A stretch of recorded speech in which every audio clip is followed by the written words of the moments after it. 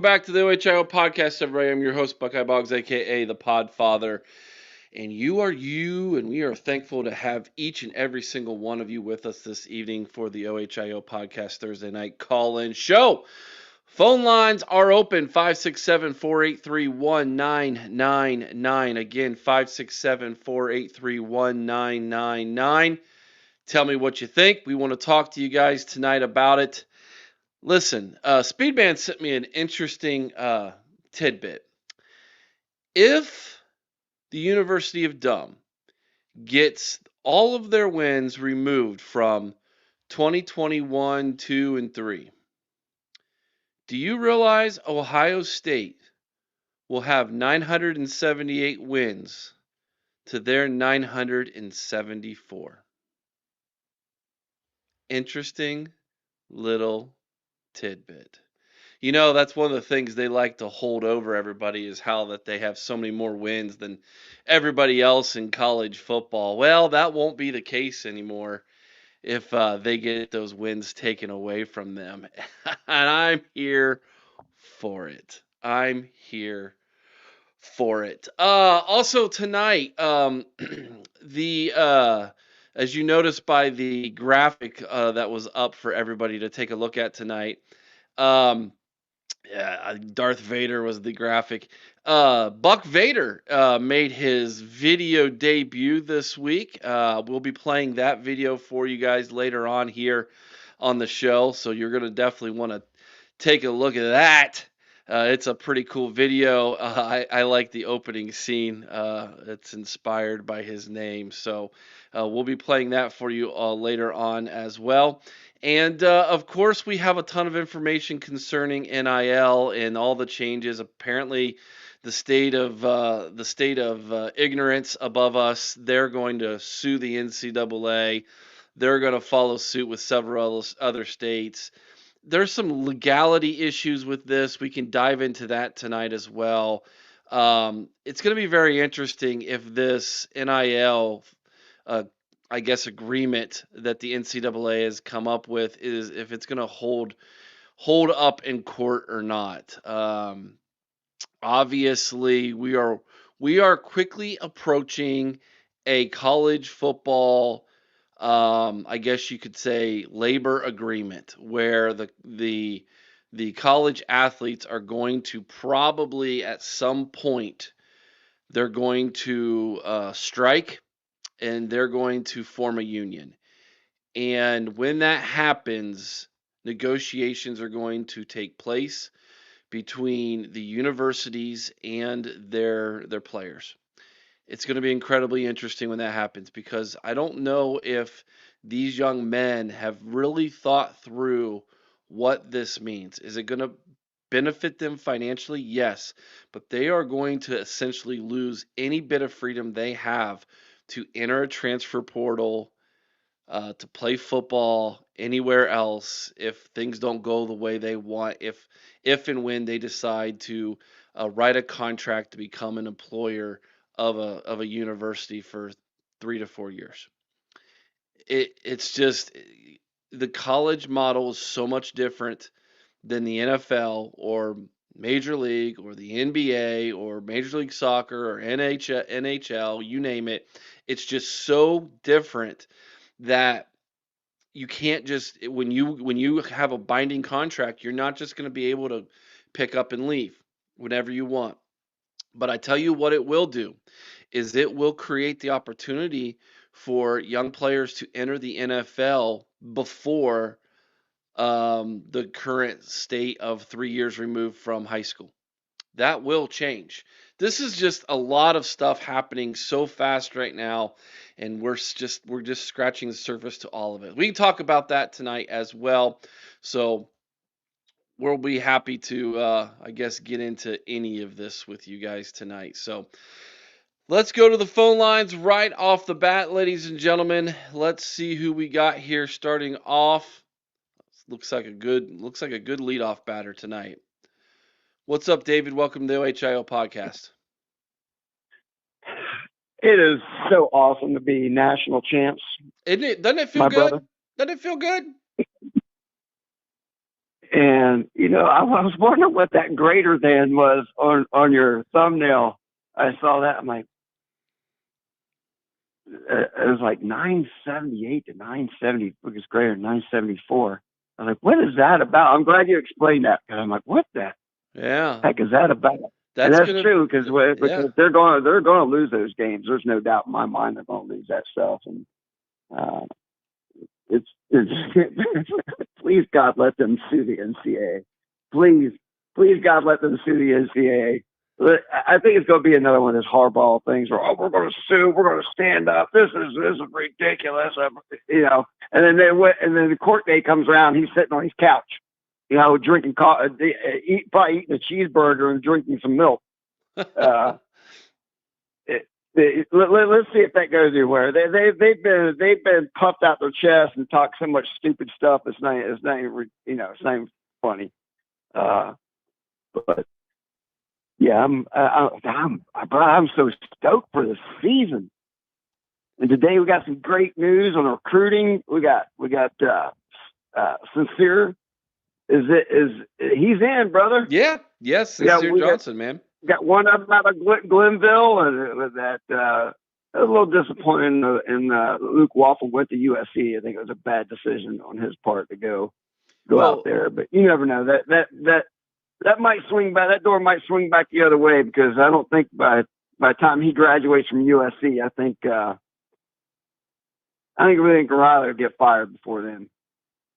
And you never know. That door might swing back open for us in a couple more years or whatever. Well, 2 or 3 more years. Have you seen how many commitments there are to USC's class already? They got like 20 something commit. Like I think it's all like 28 or something 30. like that. He was number 30. 30. Okay. Yeah. And Mika told me tonight that she believes USC, they want a class of 35. There is no way they're going to keep all 35 commits. There's no way. It's never been done in college football before. Yeah, I don't see that happening. How many of those kids, like I said,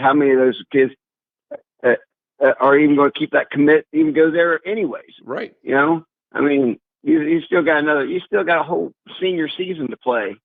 A lot can happen between now and then. And I tell you what, as a defensive player, you're going out to USC. That was a bad decision.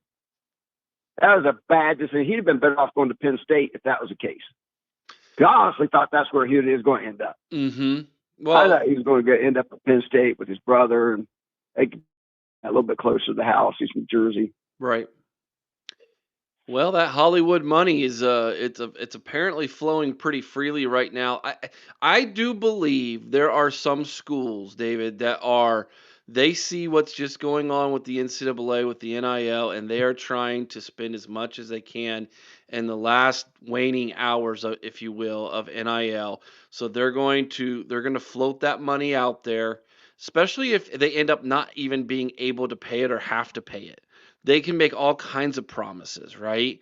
So I think USC's doing it. Texas is obviously doing it. Texas is reportedly spending somewhere in upwards of $40 million for their roster, including transfers, keeping guys on the roster, as well as recruits. That's twice as much as reported from Ohio State a year ago. And Ohio State's somewhere probably in the same ballpark as they were a year ago, maybe a little less. But when you stop and you think about the amount of money that is going out to 17, 18-year-old unproven kids, Jeremiah Smith is a unicorn, David. He's not human. There's not a bunch of Jeremiah Smiths in the 2026 class. There just isn't. No, there's not. I see some great players. I think we just landed one of I believe the two best linebackers in the country. I believe are Sincere Johnson and Tyler Atkinson. And I know everybody thinks that Xavier kid is. I don't think he's as good as Xavier. I don't think he's as good as Tyler Atkinson or Sincere. Just watching his film, I don't think he reacts as quick. I don't think he's as violent. He's very good. He's very, very good. He's a top. I think he's a top 10 player, but I wouldn't put him in front of those two linebackers personally. No, I wouldn't Uh, either. I Sincere Johnson was my number one linebacker in this class. He's my nut, and of course I personally weigh a little bit more to Ohio kids. I just always do. Call me biased if you like. I think that Ohio State's always better if they've got more Ohio kids on it. And Sincere Johnson is a national recruit. He's a top he's a top 5 linebacker in the country, and he's right here in your backyard. Getting him was essential, and it keeps that Glenville pipeline open. This was a massive get today. Massive, massive. I was so stoked. It's like, well, you know what? Like you said, I'd rather have the Ohio kid. Um, and it was really great to see both of his parents there with him at at that today. His dad was there and his mom were both there, and um, that was good to see. And yeah, I'd rather have that guy. If I got to pick between him and Waffle, I'll take. I'm like you. I'll take the Ohio kid every day, especially the Glenville kid. Mhm. Mhm. The Glenville pipeline is a real thing, and uh, I'm just stoked, man. I think this season, I think this 2025 season coming up is going to be. I think a lot of people are going to be stoked. Uh, um, uh, how this is going to go. I think a lot of people are going to be surprised. I hope they rank us at like number 4 or number 5. Rank us at number 6. Put Texas at like 1. You know, go ahead, give Texas a hype. Put them at number 1. Bring them into the shoe. You know, and let's do it. Let's get it on because I don't. Texas lost a lot. Texas lost almost as many dudes as we did. They lost almost as many dudes. I'm sure they're going to reload, but I think our guy. I think we're better in every way. I think we're better at the quarterback position than Texas. I think the running back room will be. I think we got an edge on them in the receiver room. Texas running back room is legit. Mhm. But I think we got 3 legit running backs in that running back room. I really believe that. Oh And yeah. the things that we're going to do with this defense, the amount of talent that is sitting there, young talent ready to go. There's enough senior leadership on that defense. There's leadership on your offense in a lot of the right places. You know, you got we got receivers that have been there for a while. They got you've got the offensive line, which is going to be massive for that offense. That offense is going to have. We got a quarterback that is just going. I think he's going to be sitting in New York at the end of the year. I really do. I don't know if he'll win a Heisman, but he'll be sitting in that room. And with that offensive line and those receivers and that running back with that offensive line, it is going to make everything work. The run game, the pass game. Say, oh, you lost a lot of guys, but what you're leaving out there is those guys, the guys, the stars that you were talking about, got hurt so in mid of the season. You had their backups came in and were full-time starters, and then their backups got playing time. They got a half of a regular season plus the postseason, a full postseason worth of play. Yeah, that you don't discount amount. Those look, the most important thing to a player is getting live snaps. Yeah. Getting live snaps is you can't say how you can't put into words exactly how big that is for a player. I Yeah. don't care what Yeah. sport you're playing. Game Getting live reps will always be more valuable than practice reps. That's the way of football. You can't replace game reps.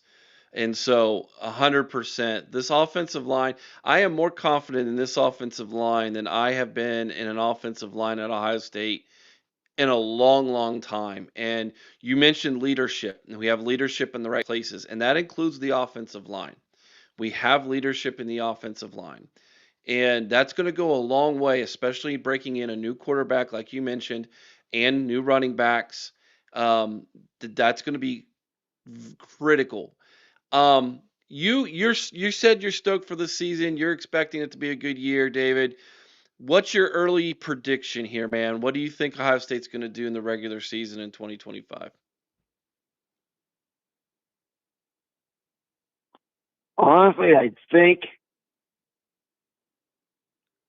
I honestly can see 11-1 regular season. Okay. I really and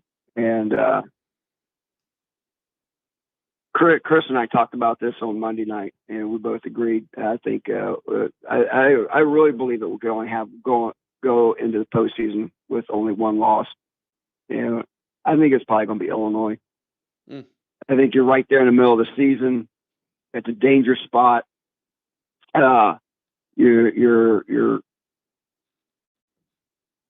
that's going to be a night game. Illinois traditionally has been a pain in our freaking butt when we've had great teams, and Illinois got a really good team. In my opinion, Illinois is a top 10 football team. That's a top 10 football team. They got one of the best quarterbacks in the country starting, and they've got a really good coach. I don't care what anybody thinks about Brett Bielema. You know what? He's a heck of a coach. Look what his record was when he was at Wisconsin. Yeah. And I think a big mistake for him was leaving Wisconsin, go to Arkansas, but that's a different podcast. Yeah. That in October, you're right in the middle of the season, right when you hit that game. It's like game 5 or game 6, and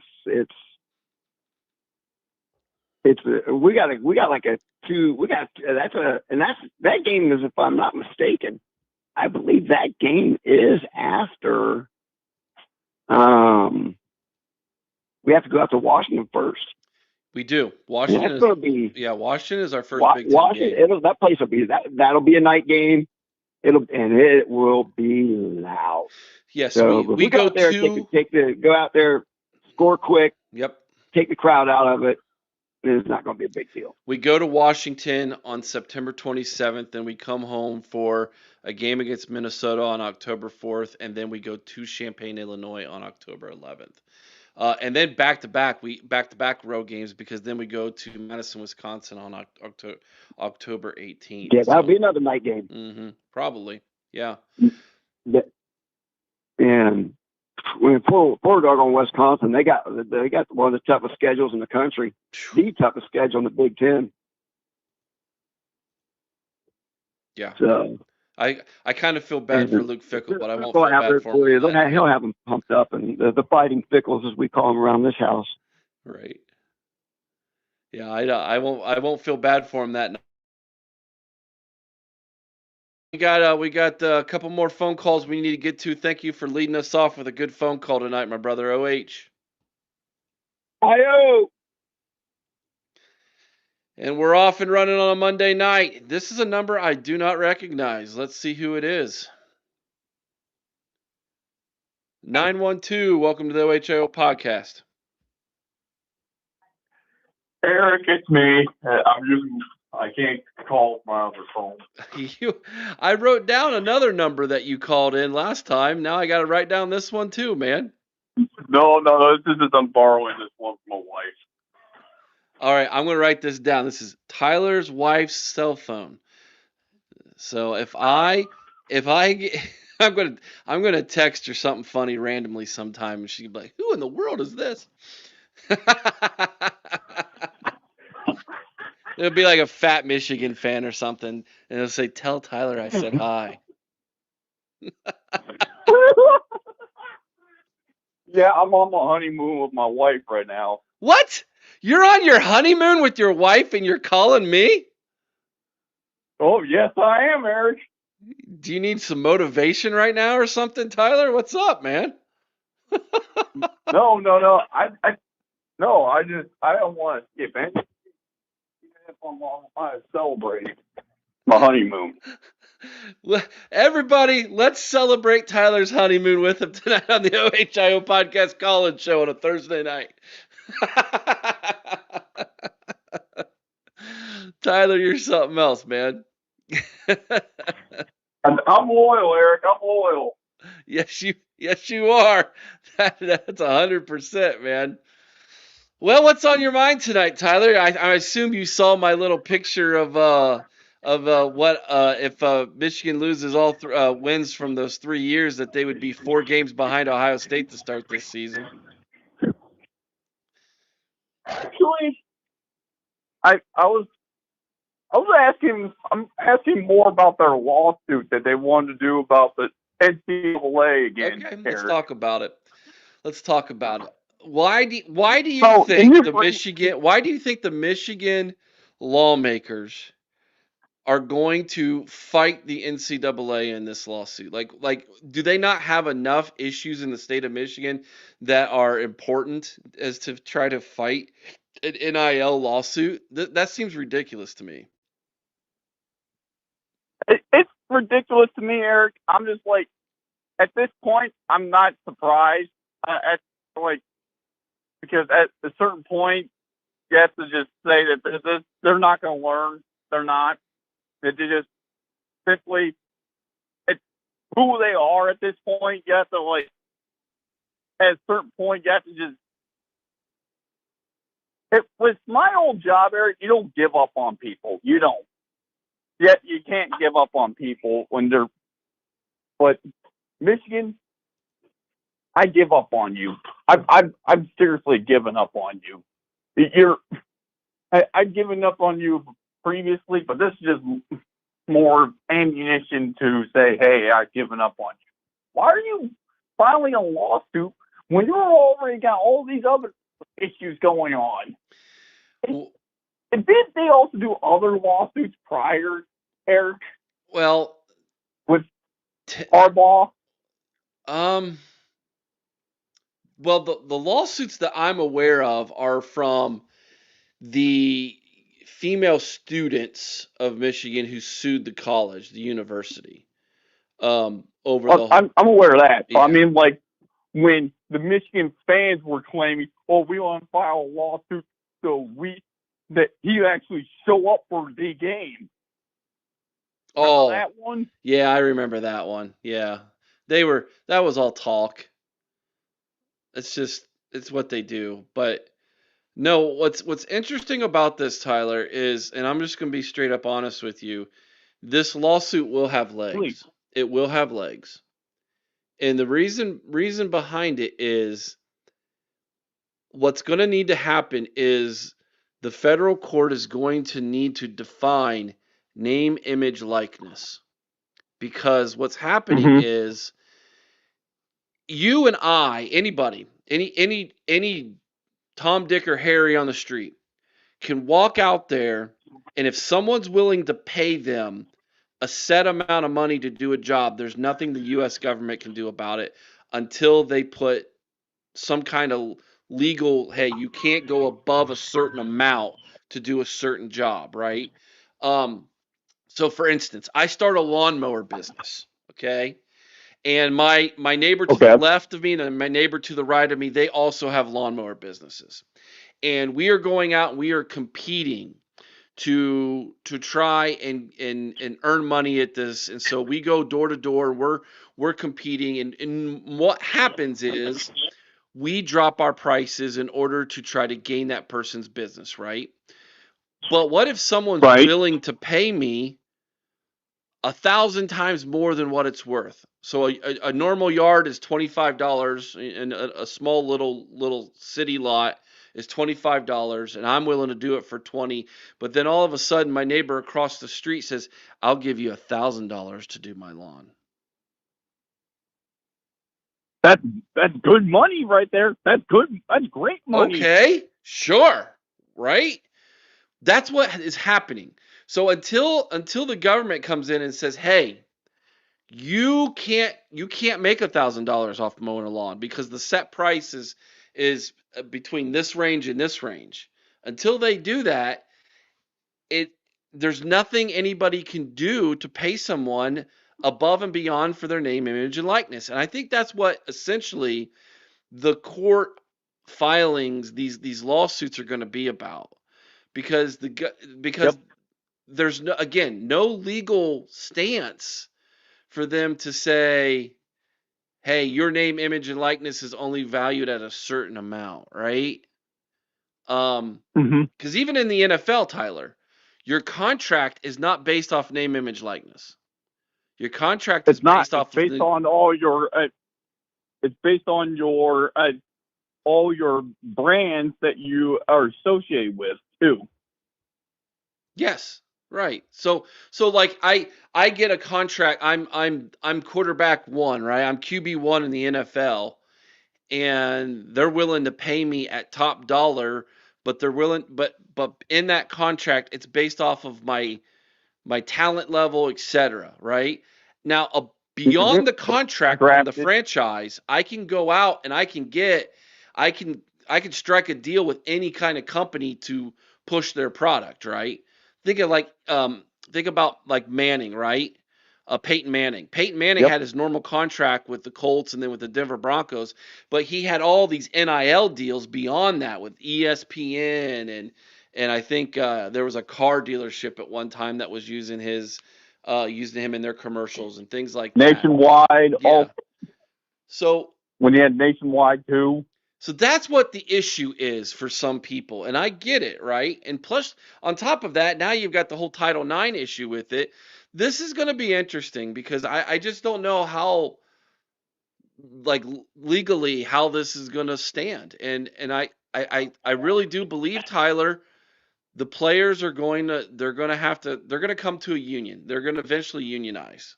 And it's going to be Mm-hmm. even then there's going to be a whole other slew of issues with this. Yep, because everyone's going to petition because they're going to want to get the compensation they deserve because they are deemed a working employee. So Exactly. deemed workers' compensation because you're in a physical sport. If you get injured and you're basically working on the job, you get hurt. Yeah, yeah. That's Well, workers' compensation. well, yeah, there's going to be benefits to that, right? There's going to be negotiated benefits. So, what does that look like? I mean, is the university going to have to create and add to a 401k for these players? Are they going to have to then give them dental and vision and health insurance? And it's just really, really crazy. And then my dad, through my mom's Facebook here, is got a great point too. What if real good high school players want NIL money? Oh,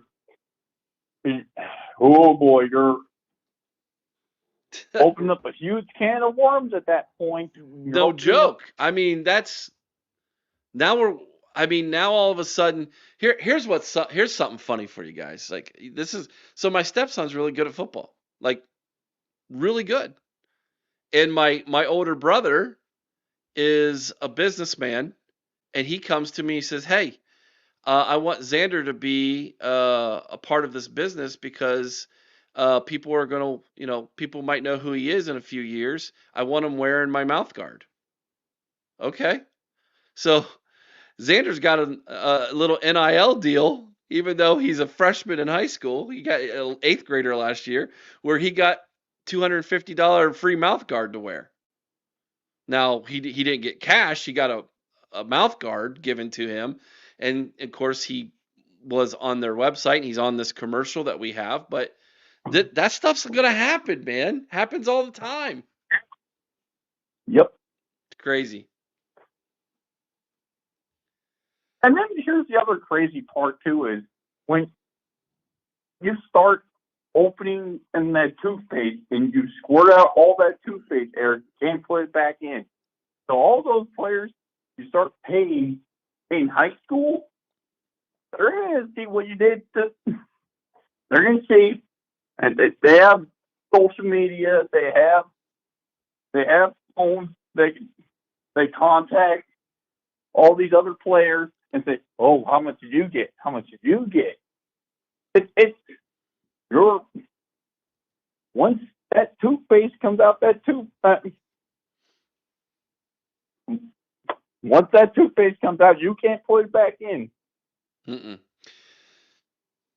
It's, So, yeah, so all these players, all these high Shane's school got a players, great they Shane's know got a that. great comment here. They are on a 1099, meaning you pay the taxes. They are not taken out, and they make plenty of money. The medical will be at zero cost to them as long as they are in school. That's the way it should be now, right? A player gets hurt Mm-hmm. playing football, they should be taken care of. But we had Shane. Do y'all remember? Is it Sean Lane? I think his name is right. The Buckeye who's got his arm paralyzed, right? Remember him? Well, I've never heard of that, but I'm sorry to hear that. Well, yeah, yeah. Well, he was. It's Fiesta Bowl, I think it was. His last game, and after his last game, even though he loves Ohio State, he goes on to tell you all the medical bills ended up being him and his mom because he was a senior. Wow, It's that's sad, but it's unfortunate. true. That's the kind of stuff that if they do get unionized, will get taken care of because because Mm-hmm. that'll be negotiated into the contract, and that should be right. That should be. So there's all kinds of things involved in this um, that you have to take into account. And I'm thankful, Tyler, that Ross Bjork is our athletic director because I think Oh, absolutely. he is much more prepared to lead this university into these uncharted waters than Gene Smith ever was, in my opinion. I completely agree. It's because I think Gene Smith, in a way, Eric, was a fish out of water. He, it, with this NIL stuff, you could tell he was not comfortable with it at all. You could tell that this was out of his realm of expertise, out of his. So it, I'm glad we have a guy that actually knows what he's some experience with NIL compared to our last athletic director, who obviously I'm not going to say that he didn't know how NIL worked because I'm not going to just throw someone under a bus that I don't really know that well personally, but someone that from an outside looking in didn't particularly put forth any effort to actually invest in the NIL program. Who are you talking about? And I'm trying to be what you were talking about, Gene Smith. Yeah, gotcha. Well, So Gene's big emphasis was on building buildings, right? So he invested a lot of the money from the football program into the athletic department, and he raised money for the Olympic sports, right? So we have off the top of my head, the Covelli Center for Wrestling and Gymnastics. You have the really nice facility that is for lacrosse that he built, the new tennis facility. Those are just three facilities off the top of my head. And before he left, he announced the new ice hockey rink that they're going to be building, I think, as well. That was in the mm-hmm. works as the transition was taking place. I don't I can't remember if the new track, I think the new track was before him, I believe. Someone in the chat let me know if if the track was built before Gene was there or not. So anyways, that was Gene's big emphasis was on those things. Yeah, and I just felt like, to me, Eric, I don't know if it was if you are in agreement, but for me, it felt like Gene Smith was a guy who was never comfortable with the idea of NIL. Yeah, no, I think you're right. The chat's asking me when Sean Lane's injury was. Let me. I don't know if I'm pronouncing his name right or not. Let me look it up for these guys. Keep talking. So, and why I said he reminds me of fish out of water when it came to NIL, Eric. When he was, like you said, he was more comfortable with, in his scope of expertise, being getting new facilities for the Olympic programs. Yeah, 100%.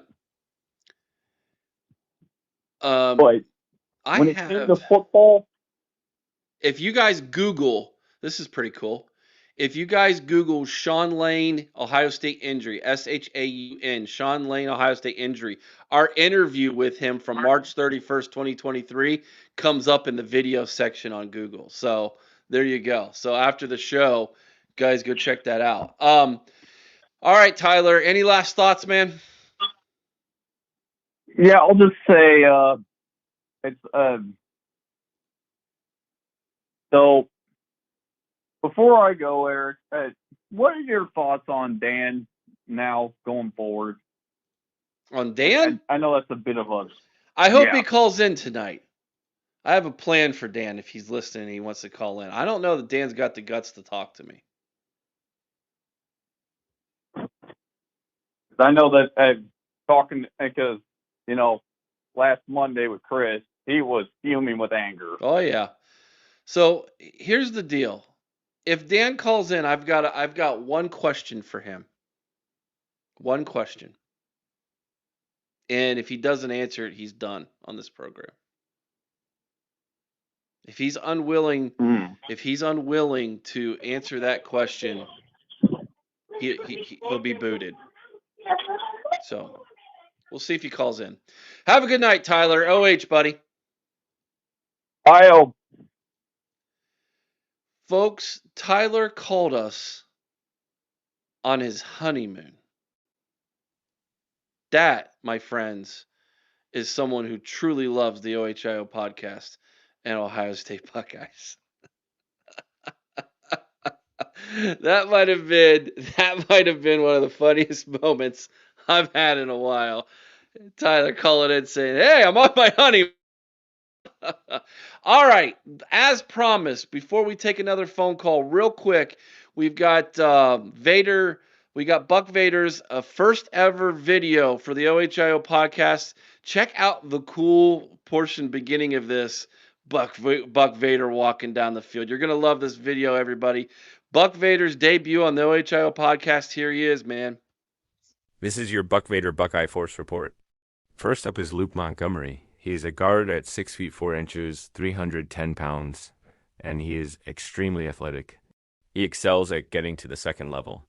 His pass is top-notch due to his quick feet and has the versatility to play left tackle if the team needs it, much like Jackson last season. His run blocking is underrated in my opinion.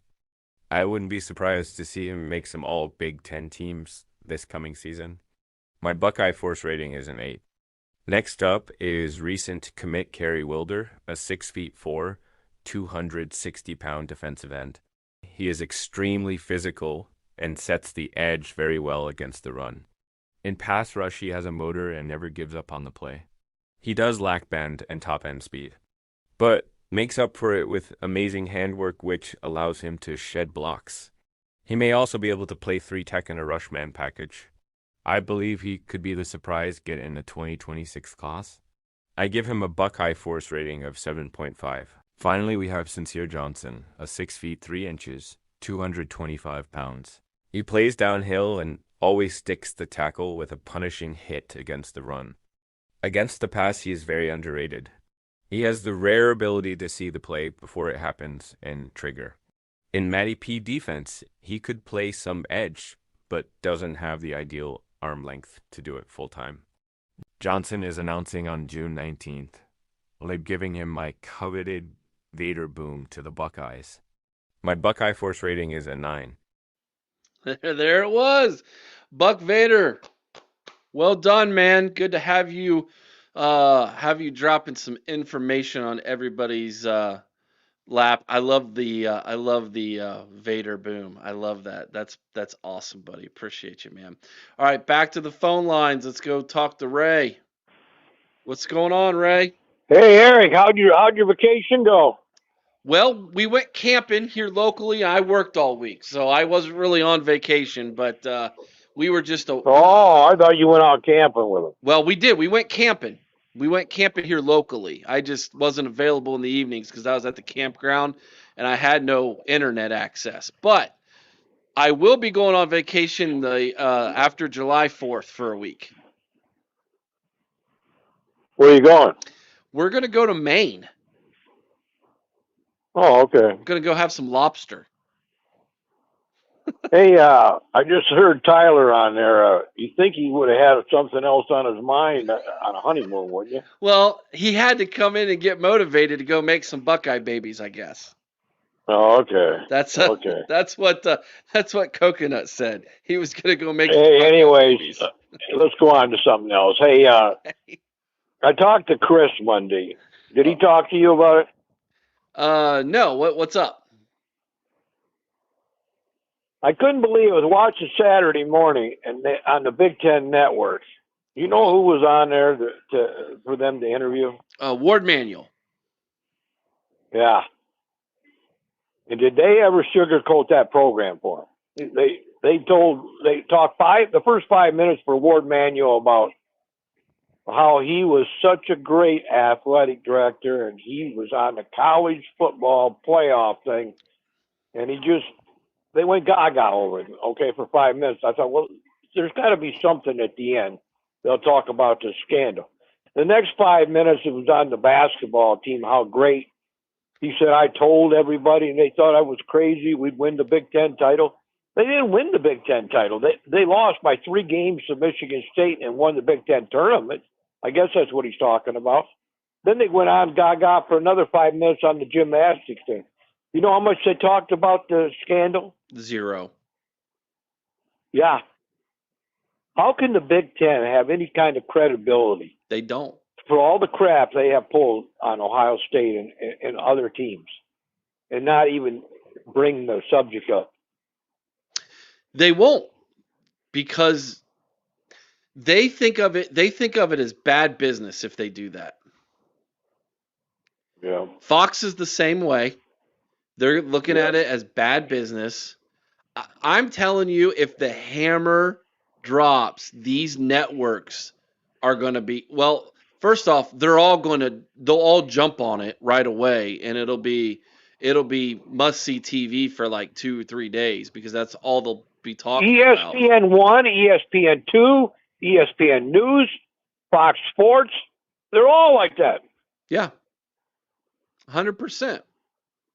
You really believe if Ohio State had an offensive coordinator that went through 330,000 people's of personal confidential stuff all over the United States and not even talk about it? It's nuts. And I'm telling you, we had Miles Holliday on this show. Miles Holliday works for ESPN in Lima, Ohio. I asked Miles, I said to him, Miles, why is it none of the national media seems to be talking about this? And his answer to me was, because a lot of the national media have high ups who are graduates of that team up north.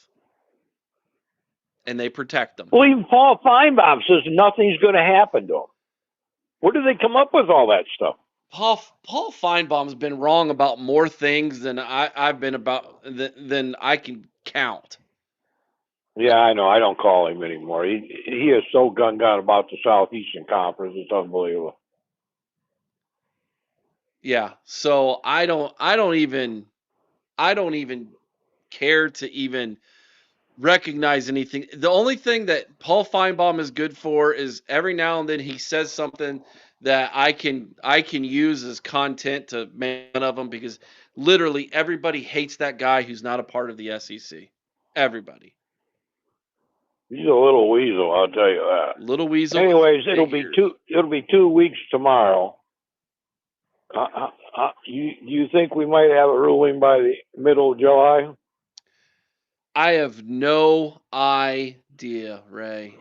They Yeah, I said it could don't be either. anywhere from what, 30 to 90 days or 45. something, and I don't know. It's I noticed I've been putting it on the scoop. I don't think he's got much more than we do. I thought by now, after 2 weeks, something would leak out. You would think somebody in they must have a few good people up there, very few, but somebody would leak something out what they've heard.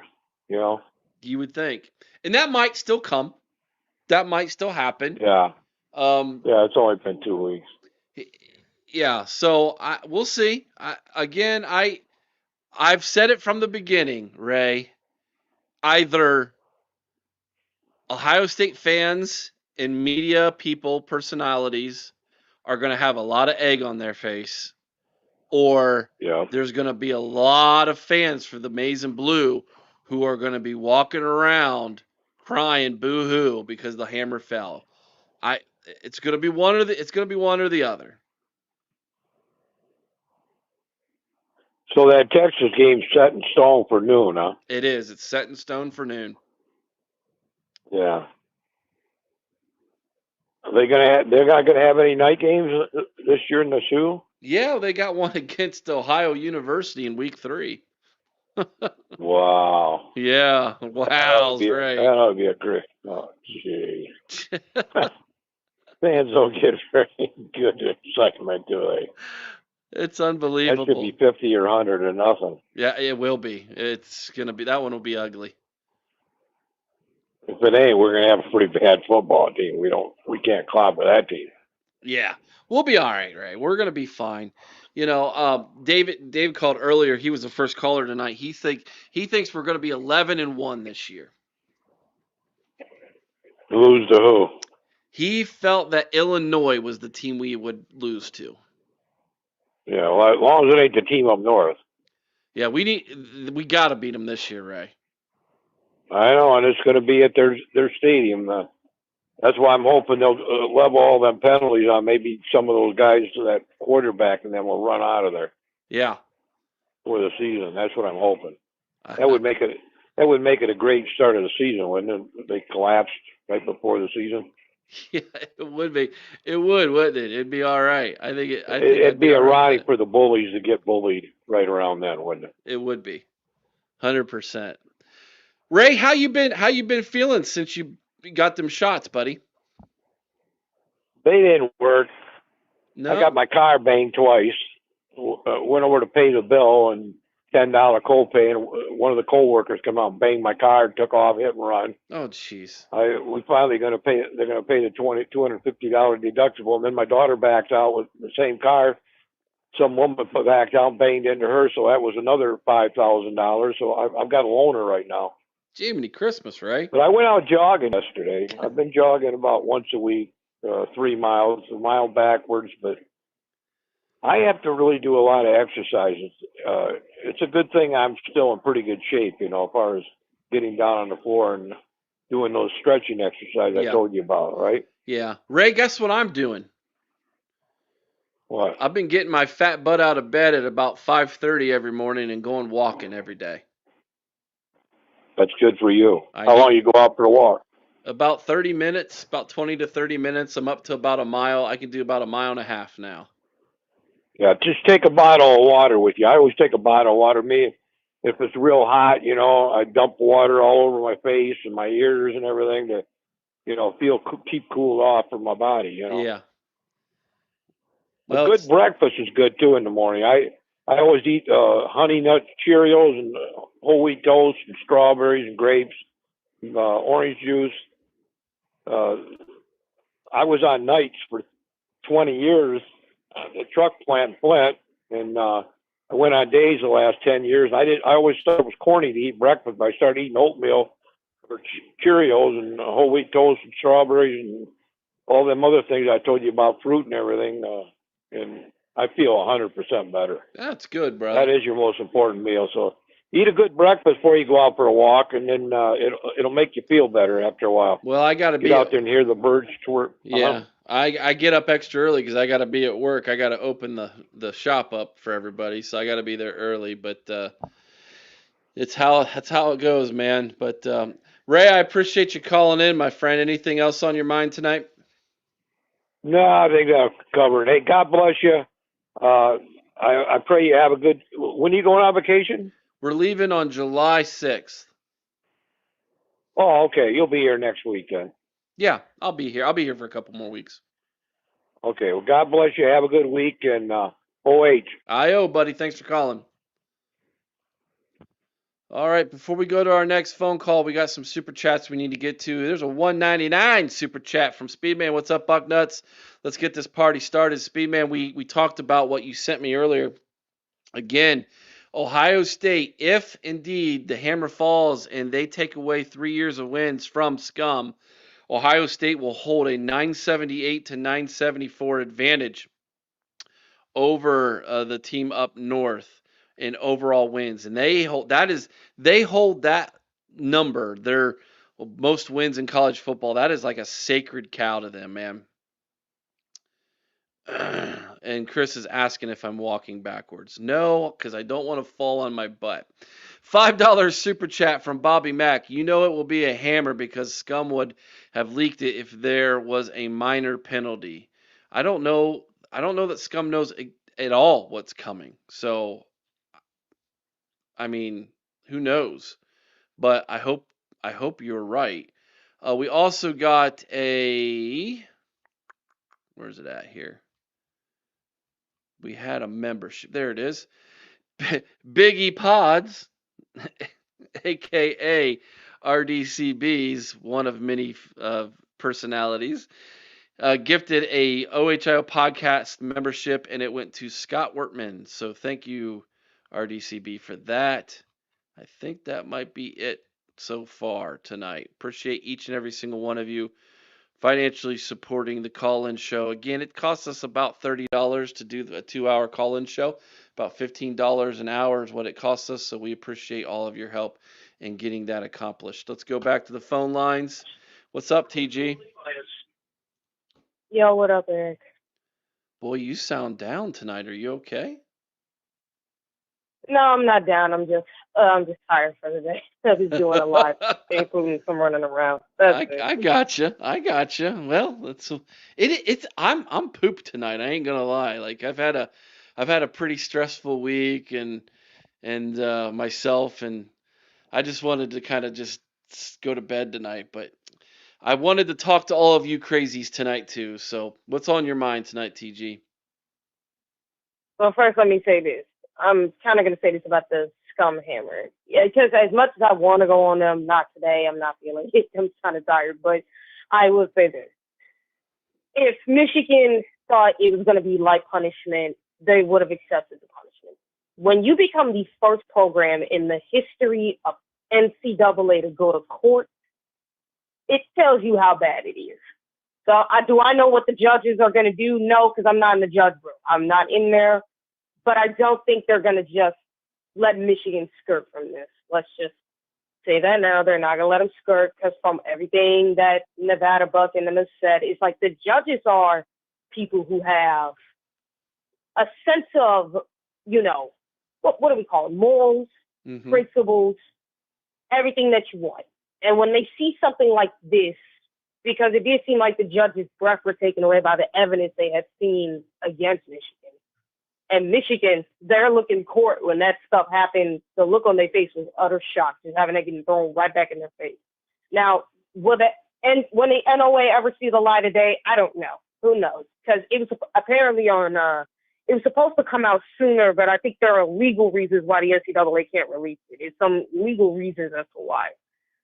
So who knows when or where, if it ever gets out, if we'll ever know details. There's some stuff that will get out, some stuff that won't. But I think the punishment will be harsh. Now, will it be as harsh as I want it to be? Probably not, but it'll still be harsh enough where it can hurt Michigan for years to come, maybe even 3 decades, hopefully. Well, that will be interesting. If they're going to be that devastated for 3 decades, TG, then that's like death penalty stuff. It almost is, but that's what you get for flipping off the NCAA, to be honest. And I could see them being that harsh with them just because of that. Because what is it that the NCAA rules said? Your punishments will be mitigated if you explore exemplary cooperation. If you are doing that, your penalties will be mitigated, even if they're pretty harsh. If you show if you don't comply at all, the punishments could be pretty harsh. So at the fact that you didn't comply, I mean, I could see it pretty much hurting them because the NCAA, say whatever you want, they're humans. Humans have a side of them where if you push that button of theirs, you're not going to like what happens. I mean, yeah, that's true. I agree with that they are human. What's the interesting factor to this, TG, is that, and I don't know how much this could actually sway the either institution in this, the NCAA and or the team up north, but I do have to wonder how much the television networks and the money financials invested into these universities and the product on the field will play into something like this. I'd like to think it won't, but one does have to question that. And I think that's Okay. interesting. I'm not going to lie. If it did, then explain why they wanted Ohio State punished for so many years when Ohio State brings them the most money back with the tax rebate for that. Because the money back then was nowhere near what it is today. It was a lot, but not like it is now. These television deals. I know how it is now. Oh, trust me, I get it. But still, the NCAA and these TV networks are still making money off the Buckeyes. Like, if you actually ask people back in the day, they would tell you the Buckeyes made TV networks and them the most money. Even if it wasn't that much money back in the day, they were still making more money. Oh, sure. Yeah, 100%. Than they were anybody else. Yeah, I mean, and think about it too. All you gotta do is look at Fox and the big noon kickoff. Yep. They're riding our coattails on it, man. Yep, and think about it like this too, because it was Tor from the OVE podcast who brought this up. Back when the Jerry Sandusky scandal was a thing, he actually talked about how the national media covered a meaningless story about Ohio State more than they did the Sandusky scandal, which I'm like, y'all really? Wait a minute, really? And then I go back and I look it up and I'm like, oh, they really did. They actually did cover a meaningless story about Ohio State more than they did the Jerry Sandusky thing. I'm like, man, Ohio State must be worth the ratings if you're covering a worthless story about them. Oh, yeah. Over a scandal that was, let's just say, inappropriate. A coach was doing inappropriate things with students. 100%. Football team. So, if that's the case, then it's like, no, I'm sorry. Ohio State. So I'm like, I don't know how much that will really play into that because it's like, does Michigan really draw anything? No. When they actually draw anything, it comes down to the rivalry game. That's all when it draws. Now, if they're playing a team like Oklahoma, yeah, that draws to an extent because they rarely ever play these teams. But the reality is they don't draw nothing. That is such a good point. They've been so irrelevant for so long. It's just truthful. That is such a good point, TG. Yeah, you're right. They've been so irrelevant for so long. It's like I said, because Ohio State is so relevant, if something like this happened to Ohio State, of course the national media would be all over it. It's Ohio State. It's the program that they have the highest set of expectation for and the program they use to get the highest rating, even more than any SEC school. Even ESPN knows that. No matter how much they want to copyright the SEC, no matter how much they want to do that, you know Ohio State brings you more ratings than any of your SEC programs do. Fox, CBS, NBC, they all know Ohio State brings them the most ratings. Why do you think NBC be wanting to get Ohio State games, night games? Because what be happening when Ohio State's on their network? They get the highest ratings. It's what happened in 23. It's what happened in 24 with Notre Dame and Oregon. Those two games gave them their highest ratings on their channel ever on a sports network. Some like similar to like what NFL kind of numbers that they would get if they had an NFL game on. So it's like when you have that on top of the fact for CBS 3:30, you get big time ratings at 3:30, and we already talked about Fox with News. And there are legitimate numbers to back that up too. So it's like for all these other people, Michigan ain't worth for nothing, and they ain't worth covering, and people would just lose interest. Versus if this is Ohio State, where everybody has supreme interest in this program, and everybody wants to watch this program. TG, like they're the most popular program. Yeah, no matter what. You're right, 100%. Speedman has a question for you, TG. He would like to know what your thoughts are about Sincere Johnson committing to the Buckeyes today and Luke Waffle committing to USC. Okay, Sincere Johnson committing to the Buckeyes. I think that was great for the Buckeyes. It's like I think that the Buckeyes did everything right, and this kid, from me seeing him, show that he's everything the Buckeyes want. He's a great player, but he's everything they want from a character standpoint. He fits into the culture. He wants to be developed. He wants to be the guy. NIL money he doesn't care about that much. He will get a good NIL deal, and he knows that, but he wants to be a part of a culture that could build him into a great player. So I think Ohio State got a real stud in that kid. When it comes to Luke Waffle, is this. Good for the kid. You got your $2 million. Congrats. Happy for you.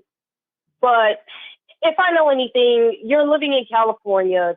Tax is going to be a thing, regardless of how people think of it. And more importantly, like if you go to USC for defense, I think you're a joke at that point. I'm sorry. I can't hold it anymore. I don't respect USC. I don't respect Lincoln Riley. I can't take them seriously when it comes to defense. And what it shows me with Lincoln Riley is you are so desperate to build a defense that you're willing to pay kids so much money that are unproven. And you don't know how good they're going to be because we've seen this happen so many times. Like, my thing is with USC, have you not learned from Texas A&M? Because, Eric, I know you know the whole Texas A&M story. They spent money on the greatest recruiting class, and what happened with that class? It fell apart, and most of those guys left before they were even able to get drafted. Yep, and you want to know one of the greatest examples? Evan Stewart at Oregon. They're, like, legit. Evan Stewart is one of the greater examples because he's at Oregon right now. Like, when I look at USC, I'm like, if you go to them for defense, I think the defense is still going to suck. I'm not going to lie. I can't take their defensive coaching staff seriously. I can't take Lincoln Riley seriously with defense. Like, it's not about just the players because you could get, and Texas A&M is the greatest example of this, and you can even look at a lot of NFL teams that spent money on players before. You can get the best set of players. But if you don't have the correct coaching, those players will never become what you think they are. 100%. Like, I will tell you this right now. If Ohio State had a bunch of 3-stars on defense versus USC's 5-stars on defense, Ohio State's defense would still be better than USC. Because why? Ohio State has the coaching. They have Matt Patricia right now. They have Larry Johnson. They have James Laurinaitis. They have Tim Walton. And they have McGeary. Guys who have proven that they can develop at their positions. They've proven that. And you look at our guys in the NFL, Larry Johnson developed some of the greatest defensive linemen in history. And again, Ohio State built a culture here. They're not about giving kids money because I always see this narrative brought up about the $20 million. And I have to shut that narrative down, especially with these USC fans, because now they're just talking a bunch of mess. But again, I have to explain this all the time. They spent $20 million on players that were already here and players in the transport.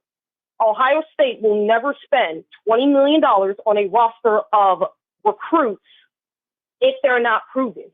You would have to be a generational talent for them to give you that kind of money, like a Jeremiah Smith, like a Marvin Harrison Jr., like the Bosa's of Chase Young, like a A.J. Hawk, like a Caleb Downs. I think Caleb Downs is a generational safety. I don't care what anybody says. I could see you would have to be at corner. I would have to say you have to be a Jeff Okuda.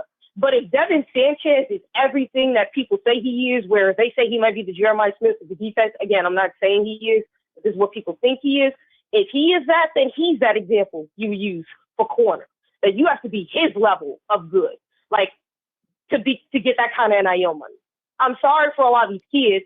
And I don't blame them fully because you got a bunch of dumb, desperate programs like USC, like some of these bottom tier programs, even out in the SEC, who want to go out and buy players and because they're so desperate to get into relevancy. But the problem is they don't have the coaches. And for Waffle, I don't think he's going to be good. I think he's going to be like the last player that chose USC over Ohio State. Because if I remember this correctly, there was a linebacker Ohio State and USC were in for. And USC ended up beating Ohio State out for this kid. You know what happened to him? He's at Wisconsin right now. Yep. Yeah. He was not good at all, and he transferred to Wisconsin. So that's kind of how I envision USC's defense is going to be with this kid. He's going to be just like them and any other kid that went to USC. You're just going to be just like all these other kids. Yeah. Dude, you're going to stink. I'm sorry. What was his name? What was that kid's name? I'm trying to remember. Yeah, I forgot his name, but I know who he is, and I'm like, okay, go ahead. And I said, myself and Sean were talking about it too. All of us in the group chat. And we were hoping to get him, but I see it there. Tackett Curtis. Tackett Curtis? Yep. Tackett Curtis. Oh, okay. Well, like I said, it's kind of what I said with some of these kids. You choose to go to a program like USC. Look, USC once upon a time in the Pete Carroll heyday, who, by the way, USC fans is a former Ohio State coach, just to let you know. Yeah, once upon a time, y'all were good at defense. Under Lincoln Riley, you've been trash. And again, I don't care that you beat this kid out. It's like beat us out for this kid. So like I said, I think he could have been a great player if he went to the right place. If he went to the right place to get developed. But I said it before, if you go to a place like USC where you're going to take the money and you're not going to want to get developed, I don't feel bad for you. You ruin your own career. You ruin your own. I don't care for you. I don't feel bad for you. I just don't, because you made that choice. You should have known better. That's on you. I just don't feel bad for people like that. I don't. I'm sorry. I will never feel bad for kids like that. Like, I don't feel bad for David Sanders for going to Tennessee, because if you listen to how Tennessee fans speak about their offensive line coach, they think he's total garbage. And if you watch Tennessee's offensive line against Ohio State's defensive line, well, then you see why exactly they said that. So, do I feel bad for kids like that? No. And for Ohio State, I know some people said they made a counter offer, but I'm not sure if they did, because here's the truth. Ohio State's not the type of school that likes being in bidding wars. They hate that more than anything. Yeah, their counter offer was probably less NIL than they offered the first time. Just like David Sanders Jr. Yeah. Just like David Sanders Jr. Because trust me, he tried that and they lowered it. But I'm pretty sure these kids lie to these schools and tell them that Ohio State offered them a bigger bag. I think these kids know they can use Ohio State as leverage to get a bag. They know that because 100%. Schools don't want them to go there. 100% they could. That's exactly. All right, TG, we got a full bank of calls, girl. What else? Anything else on your mind on your way out? All I'm going to say is USC fans, shut up. Don't start acting like Michigan fans and start acting like a bunch of dumb morons. Because you beat us out for a recruit. I don't care.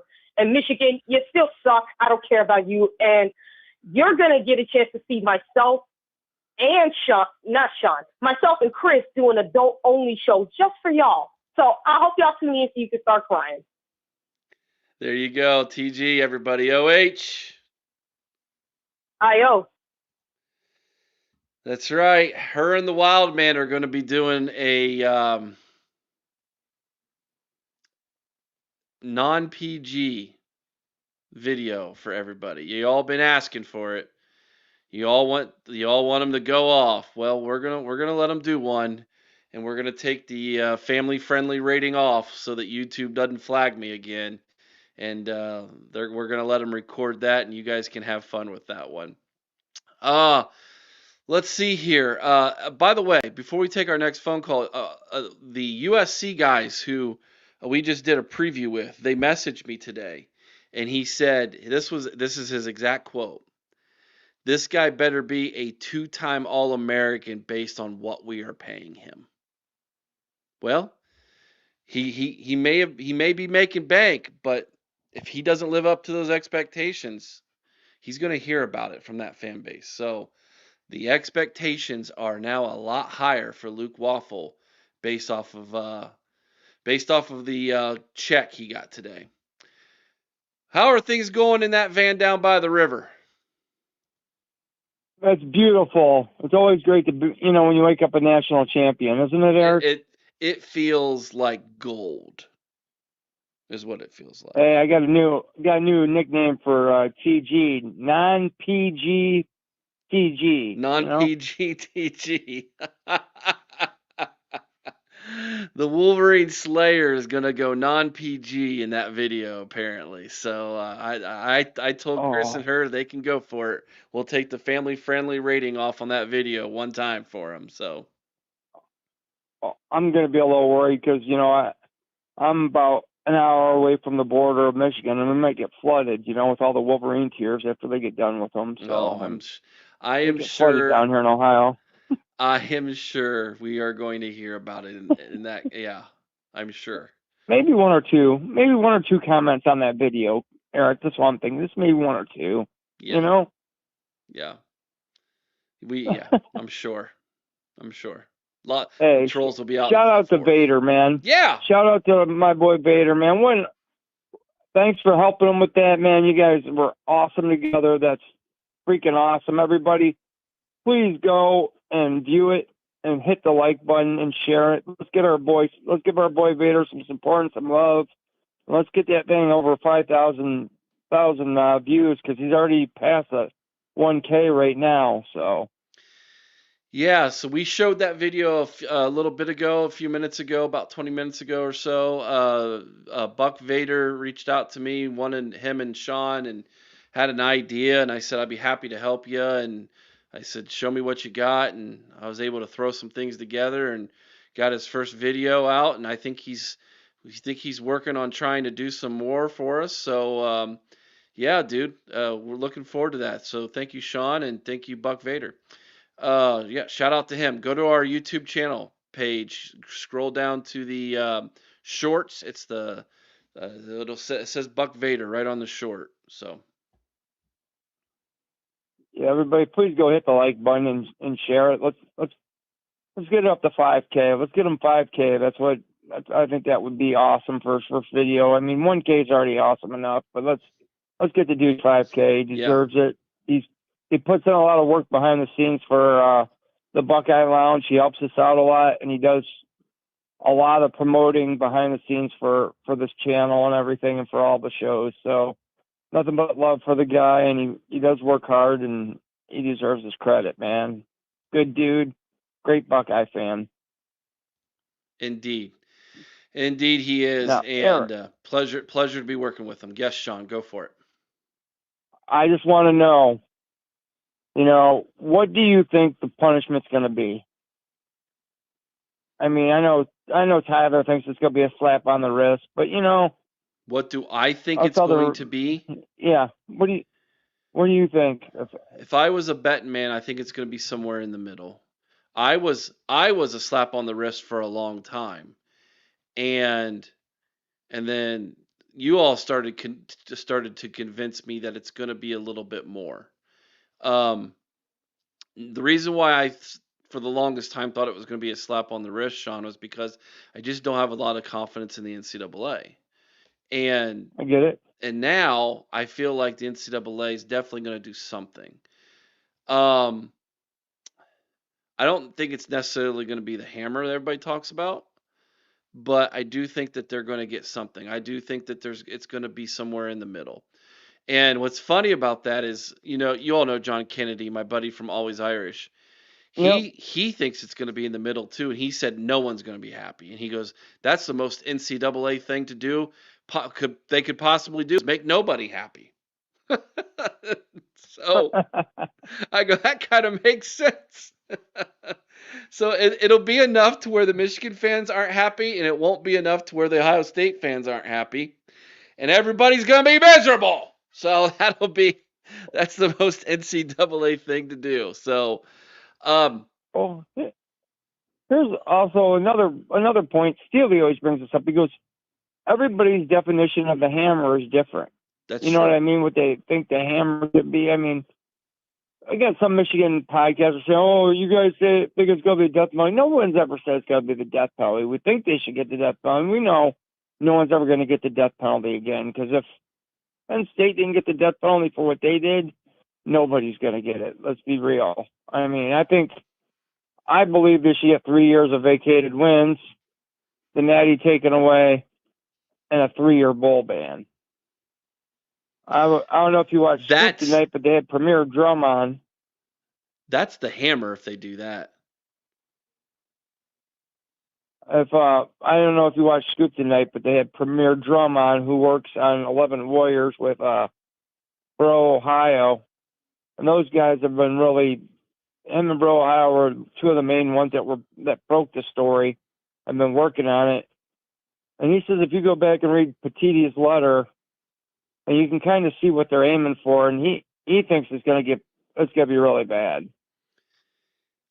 If He it thinks is, 3 years of he thinks 3 years of vacated wins, non-recognition of the Natty, and he thinks a 2-year bowl ban.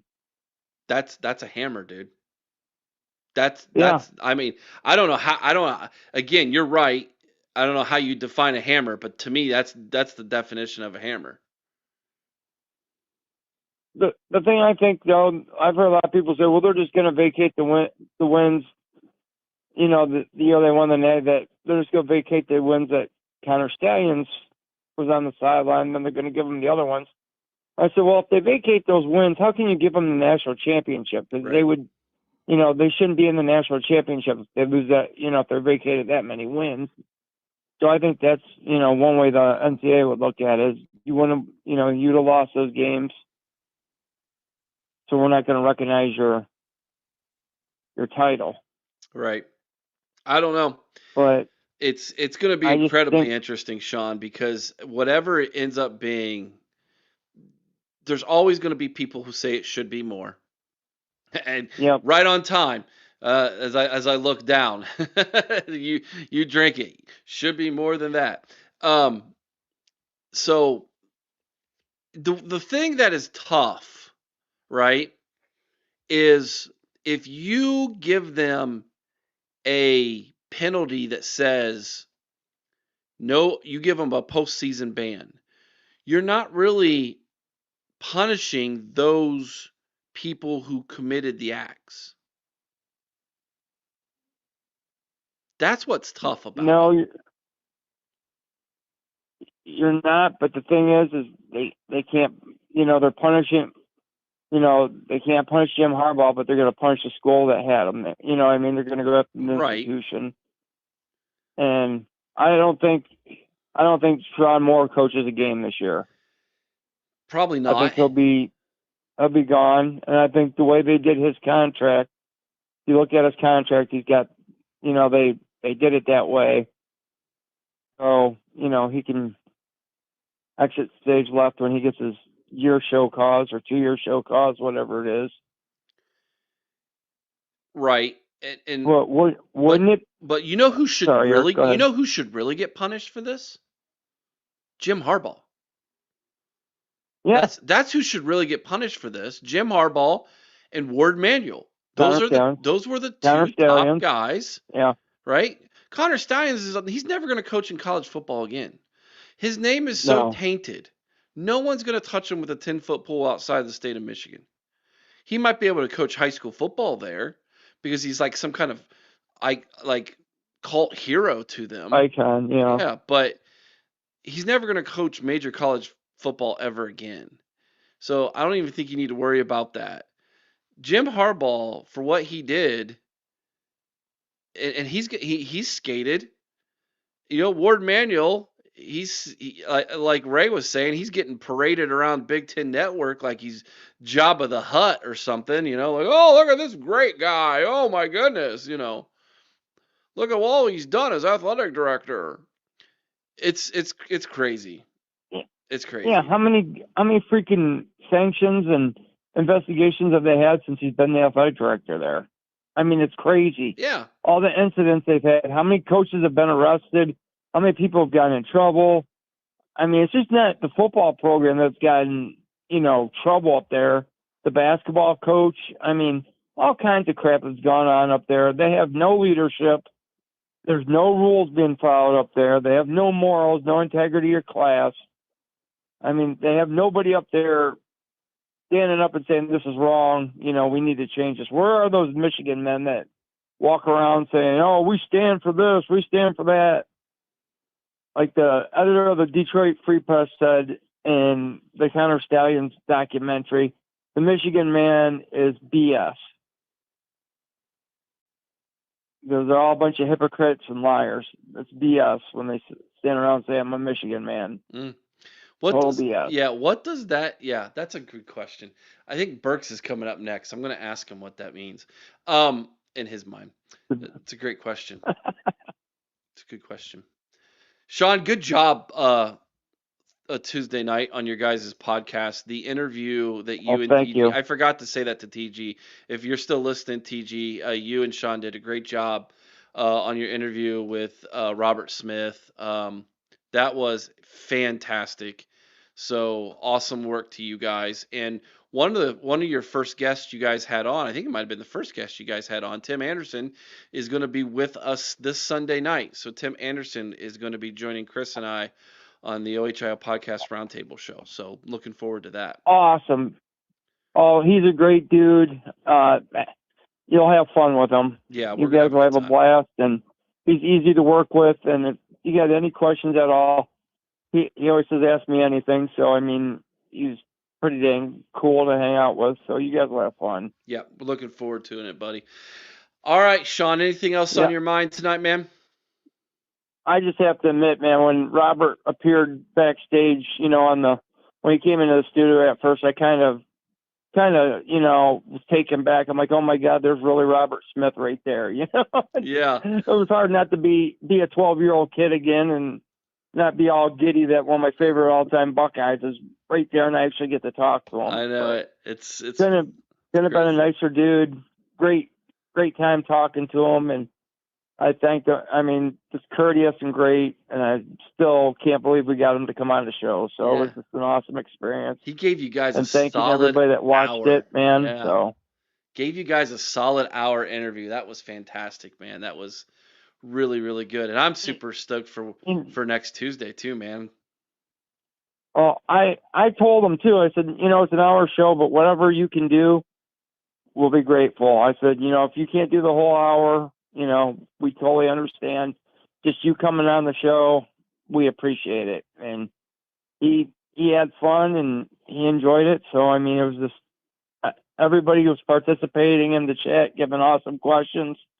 You and Chris, asked questions. Everybody, that we saw somebody have a question in the chat. If we saw it, we tried to ask it. So if we missed somebody's question, we're sorry, because sometimes it's hard to watch the chat and do a show at the same time. So it's not it's wild. Not easy. It's not. It's wild. It's not. Especially when we got a chat like ours. So everybody that watched and supported us, thank you. We appreciate it. Make sure that you go and like all the shows and share them, and make sure you go and watch the Big Ten Huddle and support Chris and Eric and everybody on that channel, and let's subscribe to it and get that thing out there. So let's get the subscribers up for Eric, because he's worked his butt off to make that what it is today, and we need to help him take it to the next level, everybody. Yeah, the next interview is with Cocaine Willie. It is a K-State. Oh, great job. Oh. It is a K-State podcast. They are freaking hilarious. So they're awesome. Yeah, they are awesome. So Cocaine Willie podcast with yours truly on the College Huddle, that will be posted either tomorrow or Saturday. And then of course tomorrow we have at 8 or in the morning, tomorrow morning, it will be Mika and myself. We did a recruiting update video for everybody. And then tomorrow evening at 8 o'clock Eastern will be the Indiana preview. So that's what's coming down the pike. Oh. Hey, great job on the USC preview. Awesome job. Thank you. Yeah, Chris and I like doing those, man. I love it. They're a lot of fun. Takes a lot of time to do them, a lot of coordinating and everything, but when they're done, they're pretty good. I wish more people would watch them, because there's a lot of really good information, starters, schedules, backstories of the teams going in the year. Sure. It's good stuff. All right, man. Appreciate you, Sean. OH, buddy. I appreciate you having me on, brother. Go Bucks. Go Bucks. we are moving right along tonight. A lot of good comments in there, man. Everybody appreciate y'all tonight. But good to see Coconut back again. I've seen you last couple times, Coconut. Good to see you, my man. Uh, yeah, good phone calls tonight. Tyler's still hanging out in the chat on his honeymoon, man. Tyler,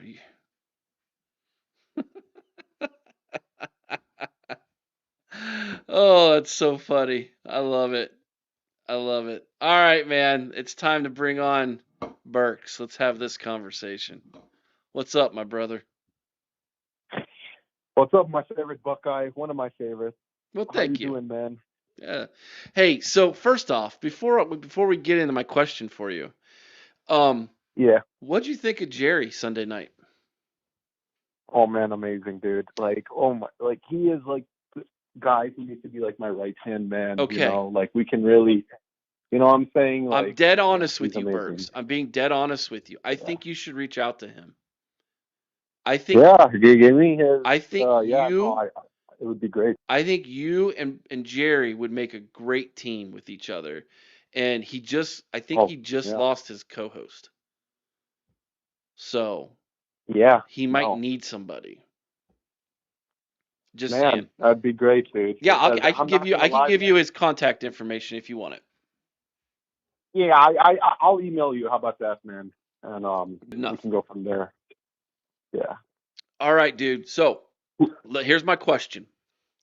What Yeah. is a Michigan man in your eyes? Oh, that's pretty easy, actually. Michigan man is a person who cares about doing the right stuff. He is a guy who supports Michigan in athletics, every athletic team, the university. He cares about his university, right? He cares about what's going on. You know, they're doing the right stuff. There's, you know, no corruption going on. He also is sportsmanship, like does good sportsmanship to his rivals and stuff like Ohio State and all that stuff. And basically, he is the light. You know, he does the right mentality. He doesn't he doesn't make store loser takes or you know that's basically what a Michigan man is in my opinion.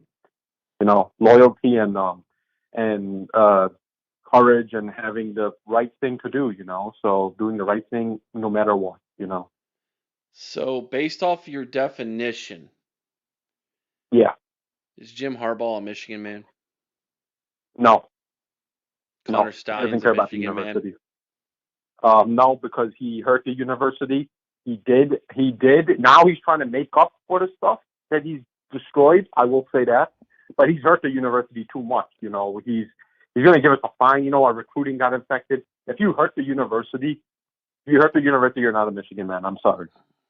You know, you cannot hurt the university like how these guys have done it. And Harbaugh, let's be real here, man. I know. Okay, so I'm not a Michigan alum. I'm just a diehard Michigan fan, and he's done. You know, unfortunately, he has done more than Michigan and I have ever done. But he just doesn't care. You know, like he doesn't care. You know, the fact that he wouldn't even go to the court case, man, and the fact that the Michigan channel people are gonna hear what I'm saying. They're gonna call me some closet Buckeye, and no, I'm not a closet Buckeye. I actually love Michigan, man. You guys they don't love Michigan. I'll let you know right now. All they care about, Eric, can I tell you something? All they care about is Michigan athletics and recruiting. That's it. They care like Michigan is like some like professional team. That's what they care. They don't care what's going on with the university. They don't care about like what happened 2 weeks ago with that terrorist stuff, like that bio whatever the hell with the crops and stuff. They don't care about it. They only care about recruiting, athletics, and wins. That's all they care about. NIL. That's all it is. All these three Michigan channels. That's all they care about. And multiple. Not even those three Michigan channels I'm even referring to. You know. So I don't care what they say about me. They call me some Buckeye or whatever, like call it. But no, I actually care, and you guys don't. So yeah. Some strong take. Yeah.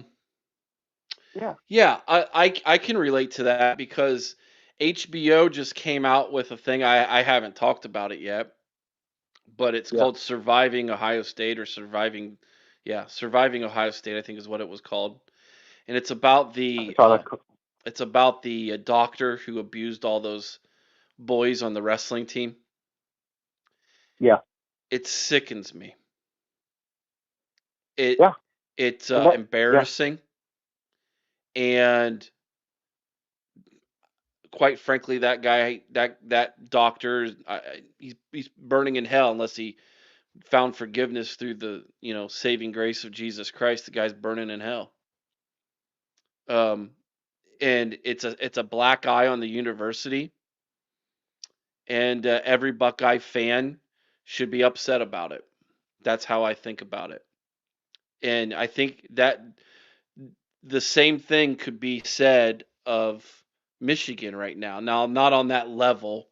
Obviously, cheating in a sports arena is not, abusing children. However, when the whole Anthony or whatever that guy, what was that coach's name, the coordinator who got caught with all that stuff, Wise or yeah, Yeah, Matt White. Matt Yeah. Wise. That to me is worse than a lot of things. That was worse than the whole cheating scandal, because you're literally putting young ladies' lives, like, you've changed their entire lives. They're constantly going to be looking over their shoulder. They're constantly going to be worried about if any pictures are going to be somehow floated out there on the internet. They're constantly going to be worried about that. That to me that is worse. And Burks, it's like it never happened to like no one talks about it. Dude, Chris, or not Chris, Eric, I'm telling you, man, a lot of these Michigan fans, they don't think of like the university like that. They don't care about they only care about Michigan athletics, like the football and basketball. They don't care about what's going on with university.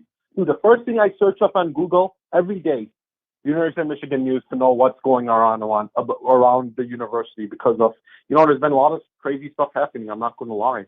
And the issue is that people feel like it's like more like a sports franchise. Like, think of it like a Cleveland Browns or something like that. They don't care. Even Steve Dace even said, "I didn't care about like the academics or the rankings or any of this stuff or what's going on in the university. I don't care about it." He said it on his shows before. He said it on Twitter.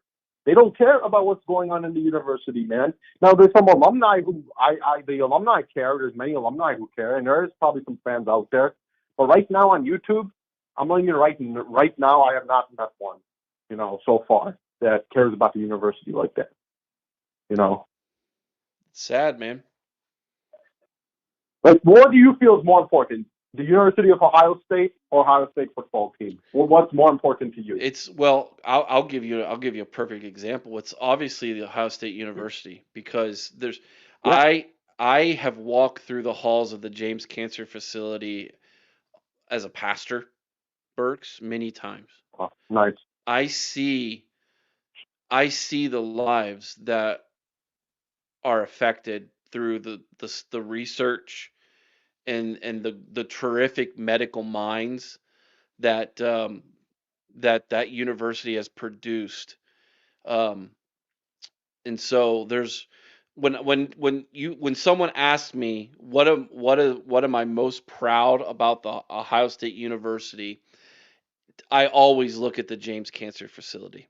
That to me is the shining light of the university. Um, That's beautiful, man. Beyond that, I love how so many good positive things have come out of being a Buckeye, like 2nd and 7, right? And Mm-hmm. it's Yeah. awesome to be a part of that, dude. To know it's so cool, Burks, when I leave church on a Sunday morning, I always drive past that little library and I see kids pulling books out of that thing. And to know we all Yeah. got to be a part of that, right? We're like a part of that mission and that ministry. To me, that's what it's all about. And whether we win on Saturday or not, of course, we'll be talking about that here on the podcast, but it's bigger than that, right? And Woody Hayes taught us all to pay it forward. And that's kind of the mission of the university. So that's my answer to your question. It should honestly, personally, should be the answer for anyone. Honestly, because without the university, there would be no Ohio State football. You know what I'm saying? Yeah, exactly. Now, I will say this. The football program is usually, or basketball program, depending on what school you go to, it's the front porch of your university. And you should want to keep your front porch clean because it's the first thing someone thinks about you as a person when they before they ever knock on your door is they're judging you based off your front porch, right? So the front porch of the Yeah. University of Michigan, the front porch of the Ohio State University, it's our football programs. And I'll just be honest with you right now, Burks, your front porch don't look very good, brother. And you see that, and you're preaching hmm that, but no one else seems to care. Oh no, they only care about recruiting, and now our recruiting has been hot lately because of like we're out of our because of that deal that came that NCAA with the money 20 million everyone gets or something like Yeah, that.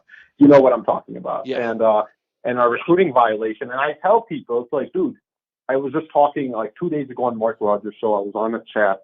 There was a Michigan alumni. I'm not going to say his name.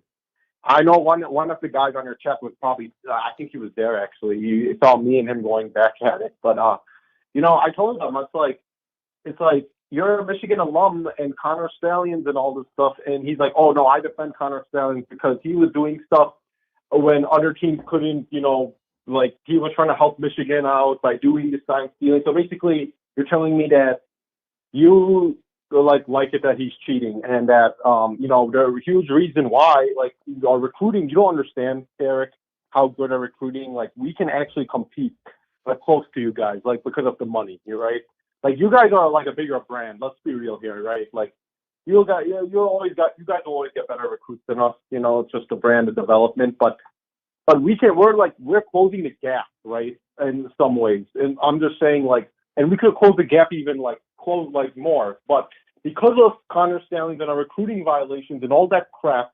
we're like our recruiting has not been taking off like crazy and what it should have if we did not have this Connor Stallions crap happening.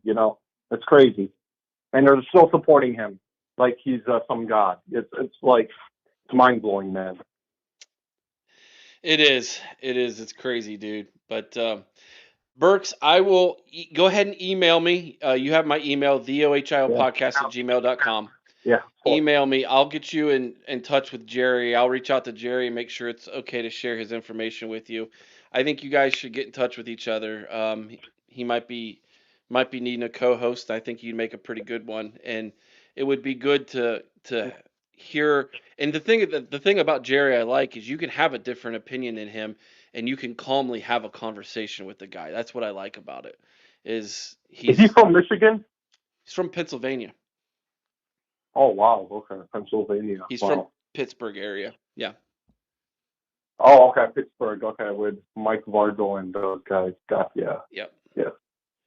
Hey, last thing I just want to ask is what was I saying? The Luke Waffle man stuff. I praise you guys for not like doing a bidding war on him because his brother went to Michigan. I think I wrote this on the chat. He was not good, and personally, what you guys did, not bidding him, and for a guy who's not even a 5-star, it's like kudos to you guys. I just want to say that. Thank you. Yeah, I'm fine with it. TG Yeah, hit the nail on the head tonight about it. If he's all about the yeah, money, you did great. sayonara. Go have fun. Yeah, Go cash that and that's check. what I respect. Yeah. Yep. All right, Burks. Thanks for calling in, buddy. OH.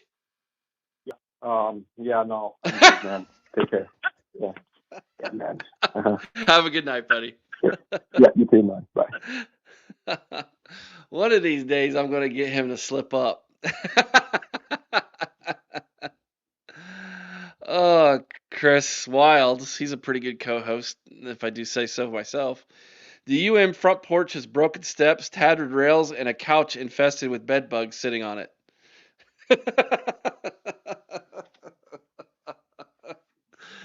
Oh, that gives me a great idea. Thank you, Chris. I think we're going to be having a new graphic coming out this weekend. All right. Dennis, the front porch in Ann Arbor is full of used vacuums.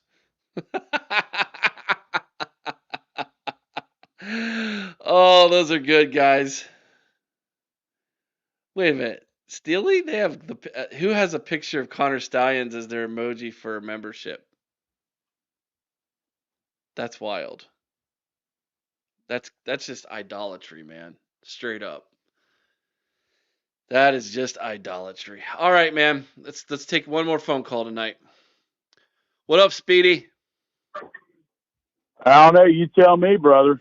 I'll tell you what's up. You sent me an interesting little nugget that I used tonight.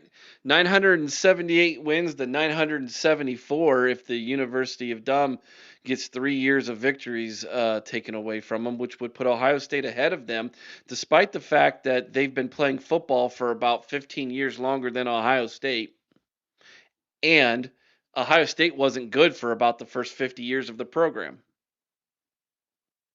Right, of course. And like I said, too, that's not even counting whether or not they're going to vacate any wins from 2024. When they actually got caught mid-season, are they going to possibly vacate some more of those? Because we know that the cheating scandal had been leaking into the 24 season before they got busted. They got busted in 23, midway through 23. So it would be 21, 22, 23. And yeah, we'll see, Speedy, what they do.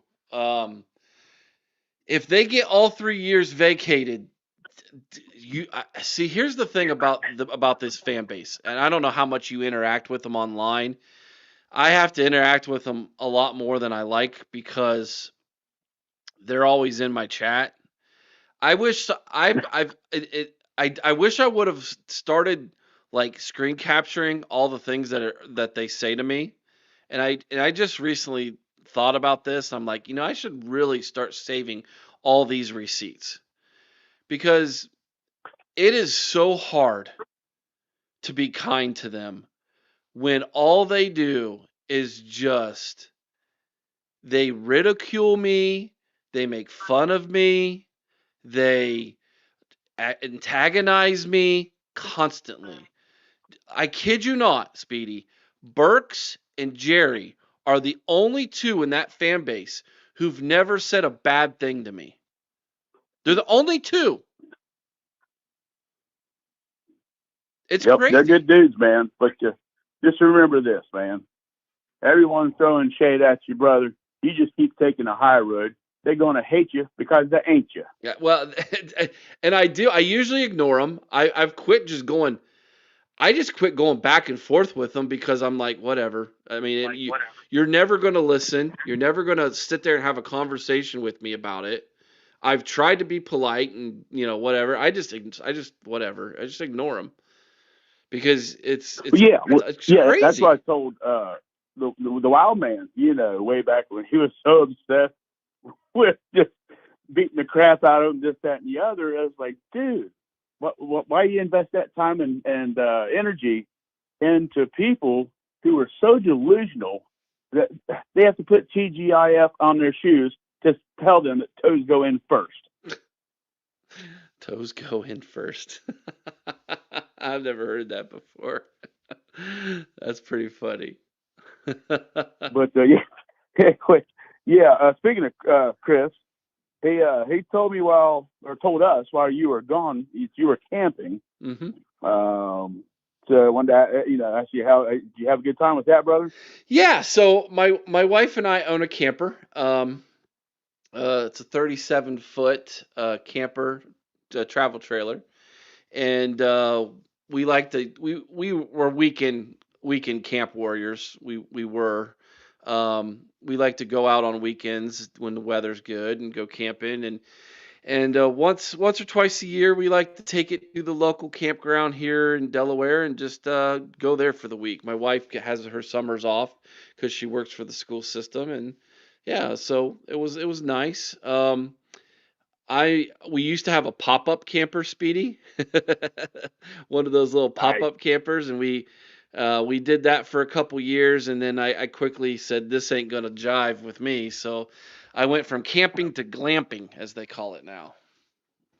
Oh, well, absolutely. Yeah. And, this is a part of the show where I probably might make it a little NC-17. But I did want to ask Chris if you were actually pitching a tent.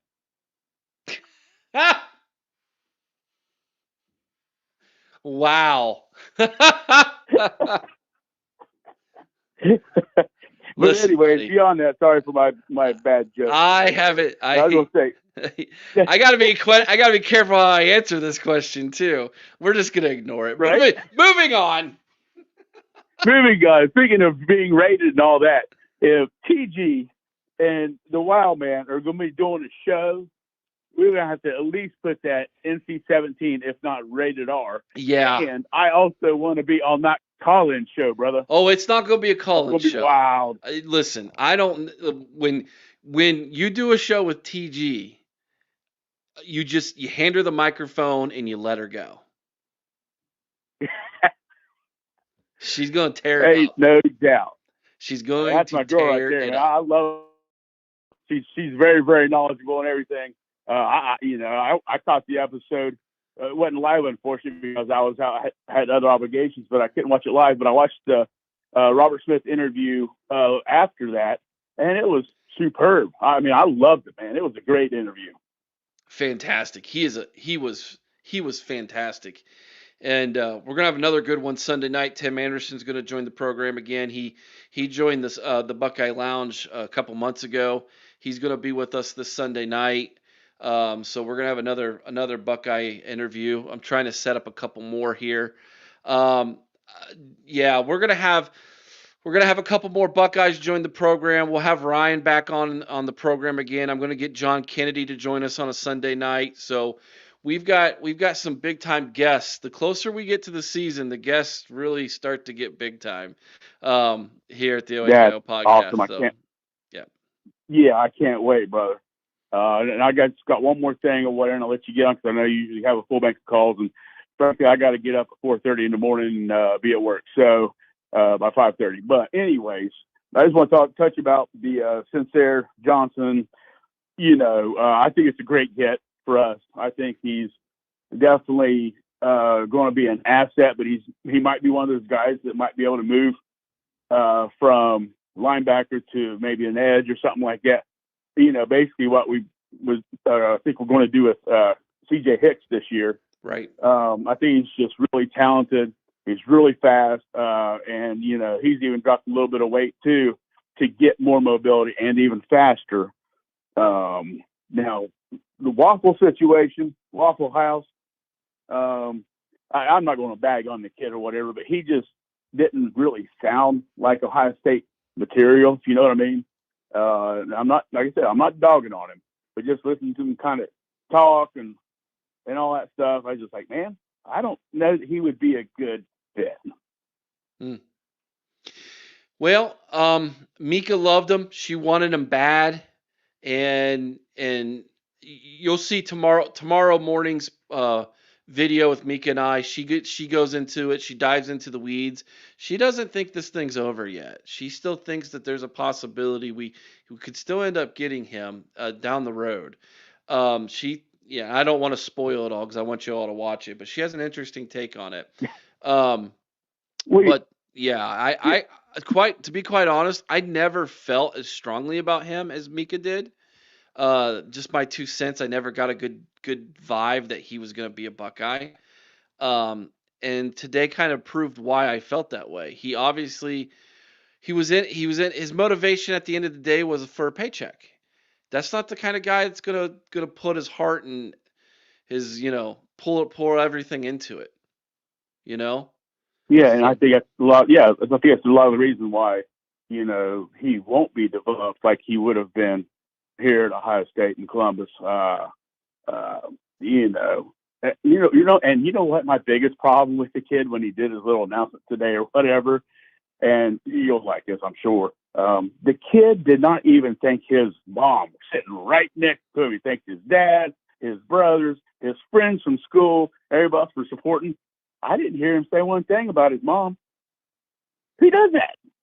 Must have been an oversight, man. Usually that's the first person you think, isn't it? Right? That's what I'm saying, bro. I mean, you got to thank Mama. Come on, let's be real. Yeah.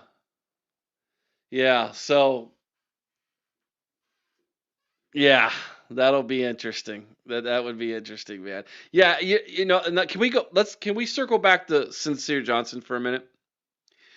Yeah, absolutely. So I made I don't know if you remember the Speedman. I made a recruiting video probably about 3 months ago. Basically, it might even been longer. It was my top 5 must gets for Ohio State from the state of Ohio, and I ranked them. And it was long. And the thing about it is, I don't go off 247 rankings. I make my own rankings, and Ohio State ended up getting 4 out of those top 5. The last one that was uncommitted at the time was Sincere Johnson.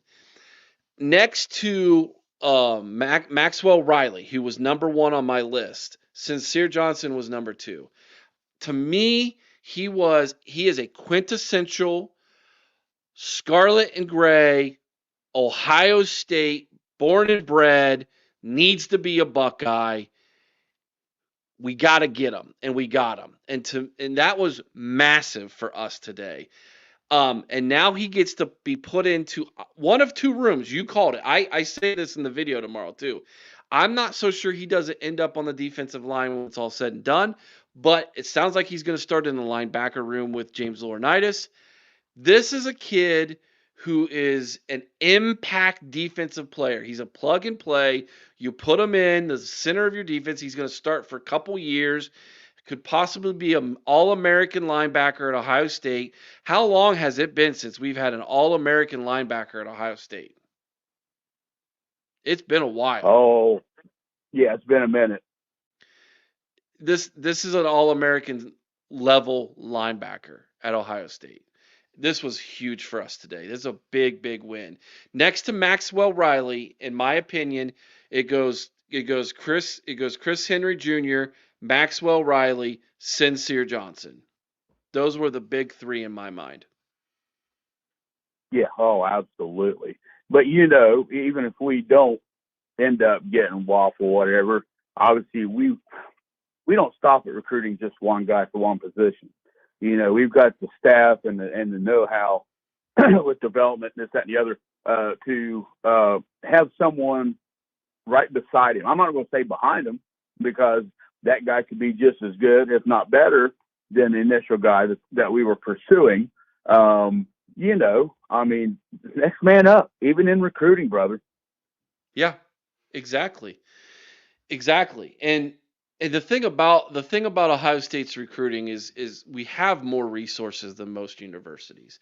And when I mean resources, I'm talking about people who it's their full-time job to watch film. And when I say watch film, I want people to understand. They're not watching highlight films. They're literally watching full game film of these kids in high school to pick up all their tendencies. Does he take plays off? Is he a good teammate? Does he complain to the referees? You know, things like that. Does he quit on plays? They're watching these kids and meticulously grading them every second they're on film in high school. Okay? They know so much more about these kids than we ever will watching a 5 to 10 minute highlight film, okay, of these kids.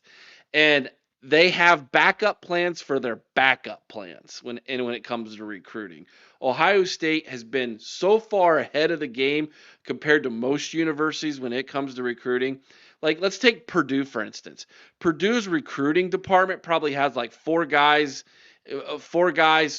tops. Ohio State's got like 4 guys who then have 4 or 5 guys working under them for them.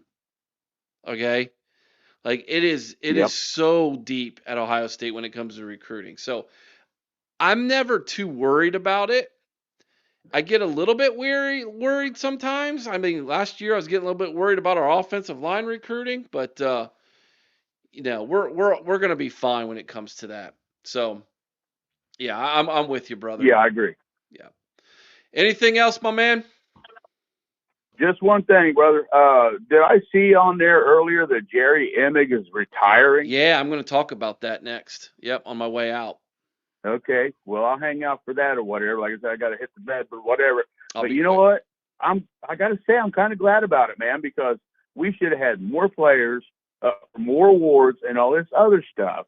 I was just sickened by some of the outstanding players that we've had go through the school in the last 10, 15 years or whatever that wouldn't even get nominated, let alone win. Obviously, if they're not nominated, they can't win.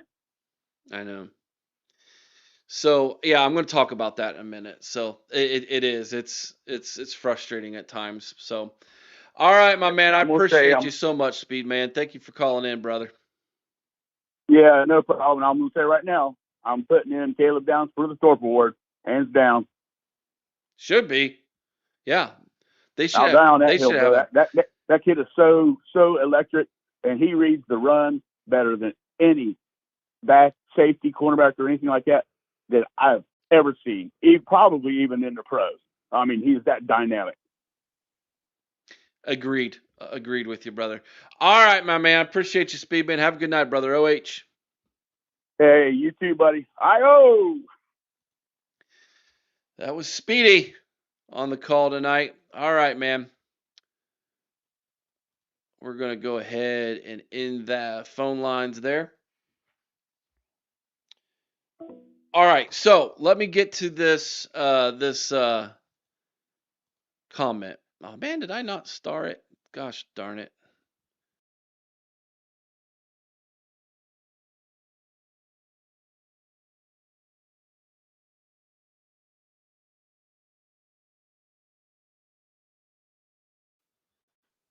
I'm not gone yet. Jeez, I don't know what happened there. That was crazy. Okay. Are we still there? Let me know, chat. Are we still here? I hit the wrong button and I exited out real fast. Y'all still have me, or did I screw this up? Let me know, chat, if you all can still hear me. I accidentally hit the wrong button. I exited my screen there, so I need to know. Okay, y'all can still hear me. Good. Sorry about that, guys. All right, let me see if I can't find the comment real fast. I meant to start it and I didn't, so I could come back to it, and now I don't see it. It was Colton Weaver's question about Jerry. Let me see if I can find it. There's Colton's second comment about Jerry. Hope Jerry puts in the work for his last year. We should have at least 2 award-winning players, JJ and Downs, if not more. Agreed 100% with that.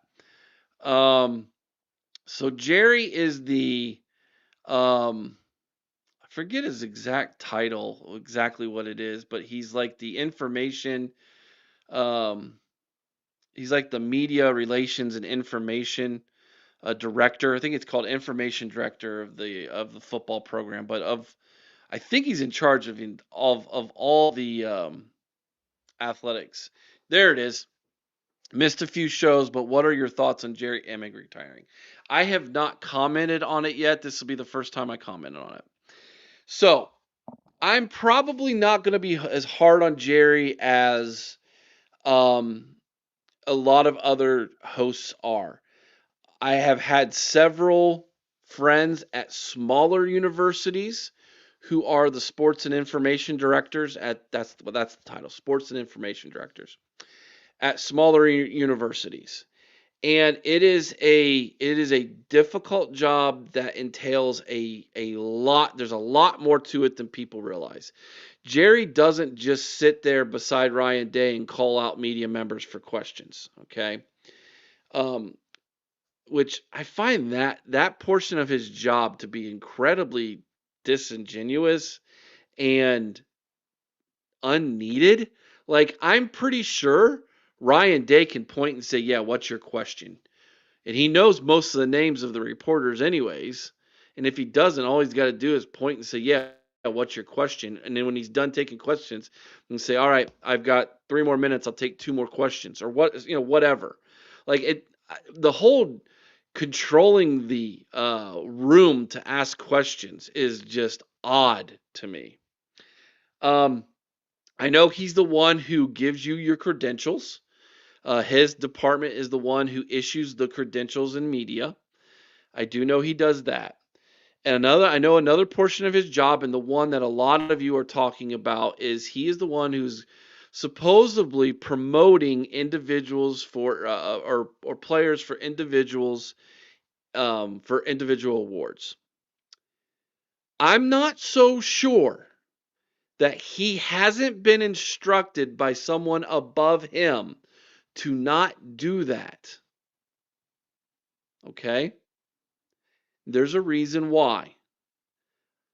As a coach, sometimes you might want your players to not concentrate on the individual awards so much as the team goals, right? Last year was a perfect example of that. Let's go back to 2006. Those of you who are old enough to remember that. Troy Smith wins the Heisman. And was he deserving to win the Heisman? Absolutely, 100%. What happened between him leaving and going to New York to receive the Heisman and then playing Florida for the national championship? He went on the awards circuit. And people will tell you that this wasn't necessarily a good thing for the Buckeyes at that time, because Troy was not ready for that national championship game. He had gained some weight. He wasn't as focused. He wasn't as hungry as he was, that season. I mean, look at Troy against the team up north that year, and then against Florida. Now, granted, I understand losing Ted Ginn Jr. at the beginning of the play, or the beginning of that game, had a huge impact, because that was basically their entire game plan. Was using the speed of Ted Ginn Jr. I get it, but that is just one example. So Jerry gets a lot of beef from a lot of people on who have a microphone like me, and they talk bad.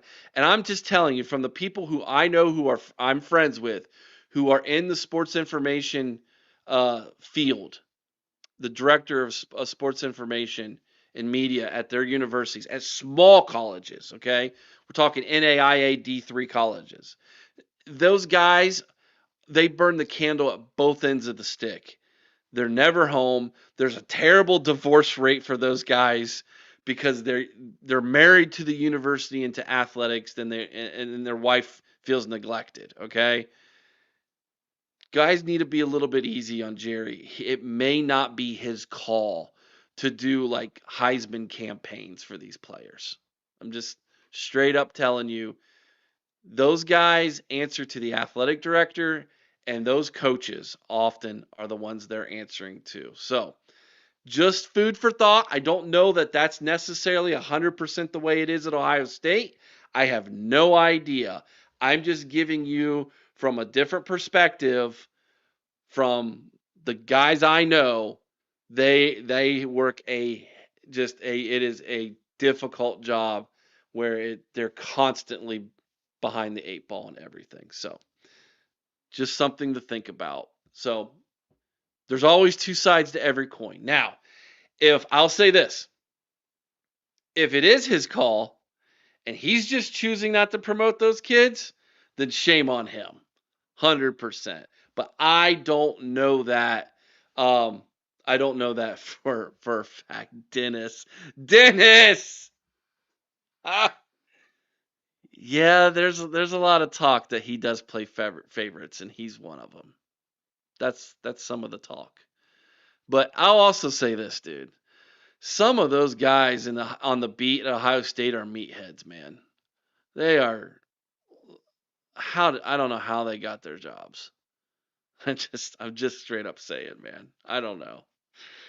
It's an interesting world. It's an interesting world. Great show tonight, everybody. Appreciate each and every single one of you who are in. If you haven't already, smash the like button on your way out. Thank you to the Hoops Insider, was it? Let's see. OSU Hoop Insider for sharing the stream. Thank you so much, man. Appreciate that. Hats off to you. contact us. Let us know, man. I'd love to get in touch with you. We'll do some chatting, my friend. Great question though tonight, Colton. I appreciate that for that. Good phone calls, everybody tonight. Everybody who called in, I appreciate that. 2 videos for you tomorrow morning. Mika and I talking recruiting update for all of you, and then the Indiana preview coming out tomorrow night. Also, Saturday there'll be another recruiting video for you all Saturday morning about this week's official visits as well. So we will be updating everybody about that. Thanks again, everybody. Have a good night, all of you. Be kind to one another. I owe someone's OH, St. Carmen, Ohio, with all your heart. Till next time, you all know what to do. Go Bucks.